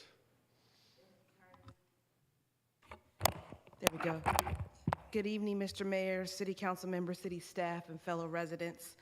Noted author, scholar, and Professor Bell Hooks said that one of the most subversive institutions in the United States is the public library. My name is Dr. Shonda Goward. I'm the chair of the Library Commission, the vice president of the Friends of the Hayward Public Library, and in the era of banned books and the lack of public goods, a robust library is indeed subversive. Besides my volunteer work with the city, I am also an educator who works on a college campus that started classes just 1 week ago. And this strategic plan was so important that I'm here at 10:02 p.m. in the busy time of my year on a Tuesday night to support it. The commission members present at the time voted unanimously to support the strategic plan. As someone who does this kind of work, I've seen good strategic planning processes and plans, and I've seen poor ones, but this one was excellent. The commission asked questions, particularly around the future of Weeks Branch, but only made minor notes. We asked the library for no major revisions. I want to also note that while the library is now fully staffed, the library got this done while significantly short-staffed over the 2.5 years I've been a commissioner. As a resident, I'm proud that we are putting on paper that our library is not only a place for materials, but also a place for ideas. It is a shame that public services that provide literacy, support, social services, and cultural preservation are eroding, but I'm darn proud, and I want to use another word, that we have the Hayward Public Library, and I hope that you provide your unreserved support. And I also want to personally plug that hopefully that you all will provide at another time will provide a special recognition and consider recognizing them on April 8th, which is National Library Workers' Day. Thank you. Nice, thank you. And thank you, Madam Chair, for your work and your contributions on the Library Commission. Thank you. I don't see any more public comment. I'd like to come back up here, and Mayor Pro Tem Roach, who is also our library designee liaison. Thank you, Mayor. Yes, I have the pleasure of being the liaison to the Library Commission. Thank you, Chair Goward, for being here this late. I can't believe you stayed, but I really appreciate your comments. And thank you, Director Adelman, for the great presentation. I am in full support of the strategic plan. I got to see it along with the commission, when they were working on it and along the way. So I agree with the chair that it is a really great, organized strategic plan done with very thorough analysis. So I really appreciate it. And I think everyone can see, I'm really proud of the work the library does. I think everyone can see the hard work that Director Adelman does along with her staff to very strategically use the funds that they have to provide an amazing array of services at our downtown library, at the Weeks branch, Kirby, and of course, the amazing amount of online services that happen. I think we learned last night that that actually people coming in to take out materials has increased, but that's only because the online services have increased, amazingly so. So thank you. I think that I'm going to move the item, if you allow me, and thank you. And I'm really proud of the work that you're doing. Thank you, Director. Thank you. Moved by Council Member or Mayor Pro Tem Roach, seconded by Council Member Syrup. And before I go to Councilmember Andrews, does the seconder would like to make a comment? I think I snuck in my comments during the question section, but I just want to echo what Councilmember Mayor Pro Tem Roach said. I am in awe of our library and the way, the intent behind how we approach the resources we provide our community. I really see it as a shining example of what local government can do for its people. So thank you to you and your team and to our commissioners for helping inform that vision, and great work. I'm excited for us to have a strategic plan and vision moving forward. Thank you. Councilmember Andrews. Yes, thank you for the plan. I think you all do really good presentations. You come up with really good documents and branding for just the library alone. And I know our development director, Sarah Bowser, is in the audience, but she also does really good brochures and presentations about the development pipeline and things that are going on in the city and the tracker. And I just hope that other departments are seeing the types of presentations and documents that are being presented to us. I think it's an inspiration to me as well. But I think I would love to see more of that from our different departments because the strategic roadmap discussions that we have, those big work sessions, it's only a snippet of what you all are doing, and I think you all should showcase more of all the hard work that you are doing to the community and have those documents available. So just wanted to acknowledge your efforts with that consultant. You did a really good job. Also wanted to put in a plug for Sunday hours, but not just Sunday hours, but just even open till 8 p.m. I remember as a child, my mom, coming home from work, still wearing her pumps, trying to get me to the library so I can work on that science project that I had to get more information from. This was old school, okay? So this is before Google and all that. But we had to go to the library to get that information, and we forget that being able to Google, that's a privilege. Not everyone is able to just Google things. They have to go to the library and get the information from a source, and just providing that access even till 8 p.m. will be a game changer for a lot of working families. So I would love to push that as much as possible. And then also, I don't think you all advertise how great your kids section is. it is expensive to have a kid. It's expensive to have a kid in the Bay Area. It's expensive to have a kid in California. And there are some days where I'm like, we're going to the library so you can just run around that little library section just so I can, get a little break. But just really promote that Children Resource Center as just an opportunity for parents to not have to spend money to play indoors. Like it is $15 to $20 to $30 just for your kid to play indoors, or you have to go to McDonald's and buy a meal just to play indoors. And I know I'm ranting here, but I do think you should really promote that more. And also, I don't know what is entailed in the week's renovation, but if they could have a great kid resource center indoors, that would also help with a lot of families who want to come to that location.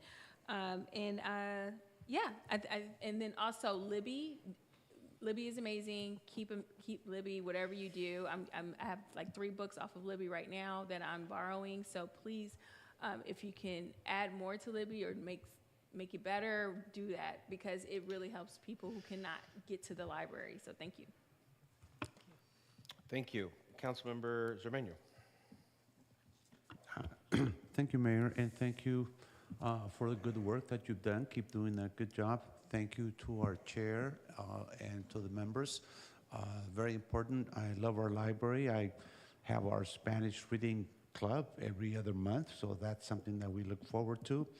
I would love to have Sunday hours and also 9 o'clock, 9 p.m. closing time. And the only thing I can think of is to make sure that we have every Hayward resident shop Hayward first in order to have some funds to be able to do that. Otherwise, it will be somewhat difficult. So if you run into anybody who's a resident, shop Hayward first, please. So again, we have a jewel, and let's keep it. And I'm glad that it's being run well, both by our commissioners and by you, so, and by my colleague Roche. So thank you. Thank you. Councilmember Bonilla. Thank you, Mayor. As you kind of heard in some of my questions, I'm just a complete supporter of the library, and it's really great to see the development of this plan and the co-creation that went into creating this plan. When I looked at the planning committee, the planning committee is really a great representation of a lot of community input for what we want to see in our library. So I want to thank the planning committee. I want to thank library chair, Commission Chair Goward for her work, and definitely you, Director Adelman, for your leadership in our libraries. I think this is a strong plan. I appreciate the teamwork and the co-creation that went into it. I think that it's responsive, it's clear, and it's comprehensive, and it does keep up with the changing and evolving needs of our very diverse community. So very happy to support this. I appreciate how easy it was to read, the pictures in it. You just want to kind of keep reading it, and it's very engaging, and I think it's representative of how you build very engaging programs at the library. So thank you for your hard work, and thank you for everyone who's been involved in creating such a great plan.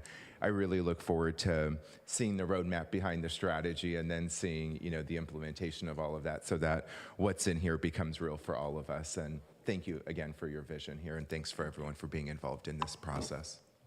Thank you, Mayor. Thank you. Of course, I'm going to support this. I wanted to thank Dr. Goward for her work on the commission. Please tell your fellow commissioners, thank you for us. I just want to end on this because, I want to end on a good note. I know the item before us was a little awkward, but, I just really want to appreciate, your handling and your orientation and your practice around equity. Libraries, our library undoubtedly has been at the forefront of ensuring that our programs and services are connected to the community.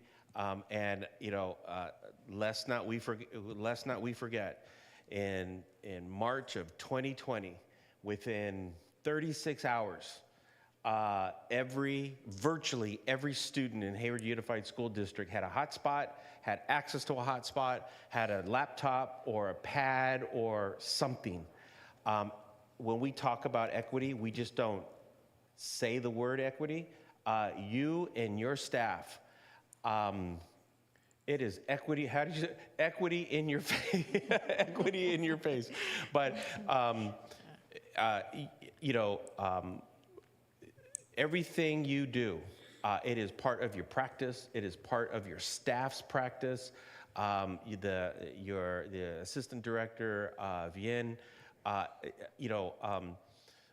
your work and the library's work in this city and in every community, in every neighborhood, you do not leave anybody out. And the fact that we got the Hayward Promise neighborhood sitting right here, the fact that you have partnered with the Hayward Promise neighborhood demonstrates that you, with Kirby, are willing to think out of the box and make sure that every child in this city is connected to library services. And so I thank you for that. Thank you for keeping that clear. You don't need any help in defining what equity is in this city. Thank you. So, see, that was positive. So with that said, moved by Mayor Pro Tem Roach, seconded by Councilmember Syrup. And if there are no further questions or comments, Madam City Clerk, you can take the roll. Yes, Mr. Mayor, you probably see it in your iPads that now you're able to vote. Let's see. I don't see it. Okay, all right. So Mayor Salinas? I don't see it. Yes or no? No. I could do it. Oh, from yes. Okay, thank you. Councilmember Bernier. Yes. Okay, and Councilmember Sermon. Councilmember Andrews. Aye. Yes, thank you. I believe. Yeah, I just want to make sure it is 7-0. Yes, it is 7-0. Okay, thank you. Thank you. Thank you.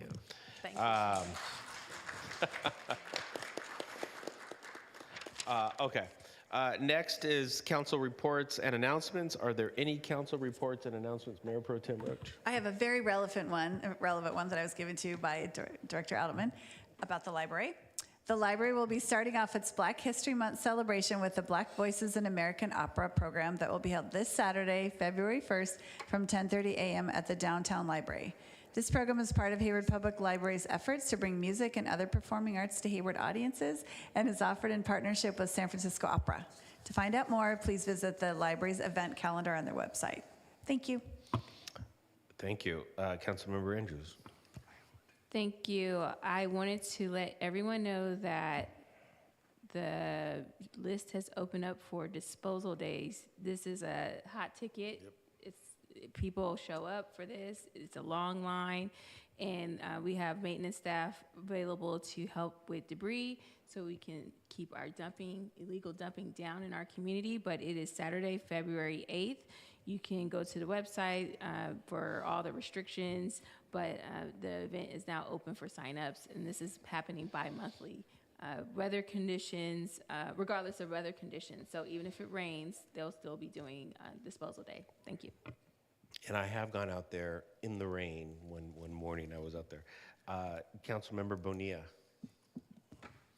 I just wanted to publicly thank Councilmember Andrews for all of the work that she's been doing, organizing our community and mobilizing our community to support the wildfire efforts in Southern California. The work that you've done is really heroic. I know that you've coordinated with a lot of people, you collected a lot of supplies, and you're doing a lot of good work, so I just wanted to acknowledge that in front of the public. Thank you for your work there, Councilmember Andrews.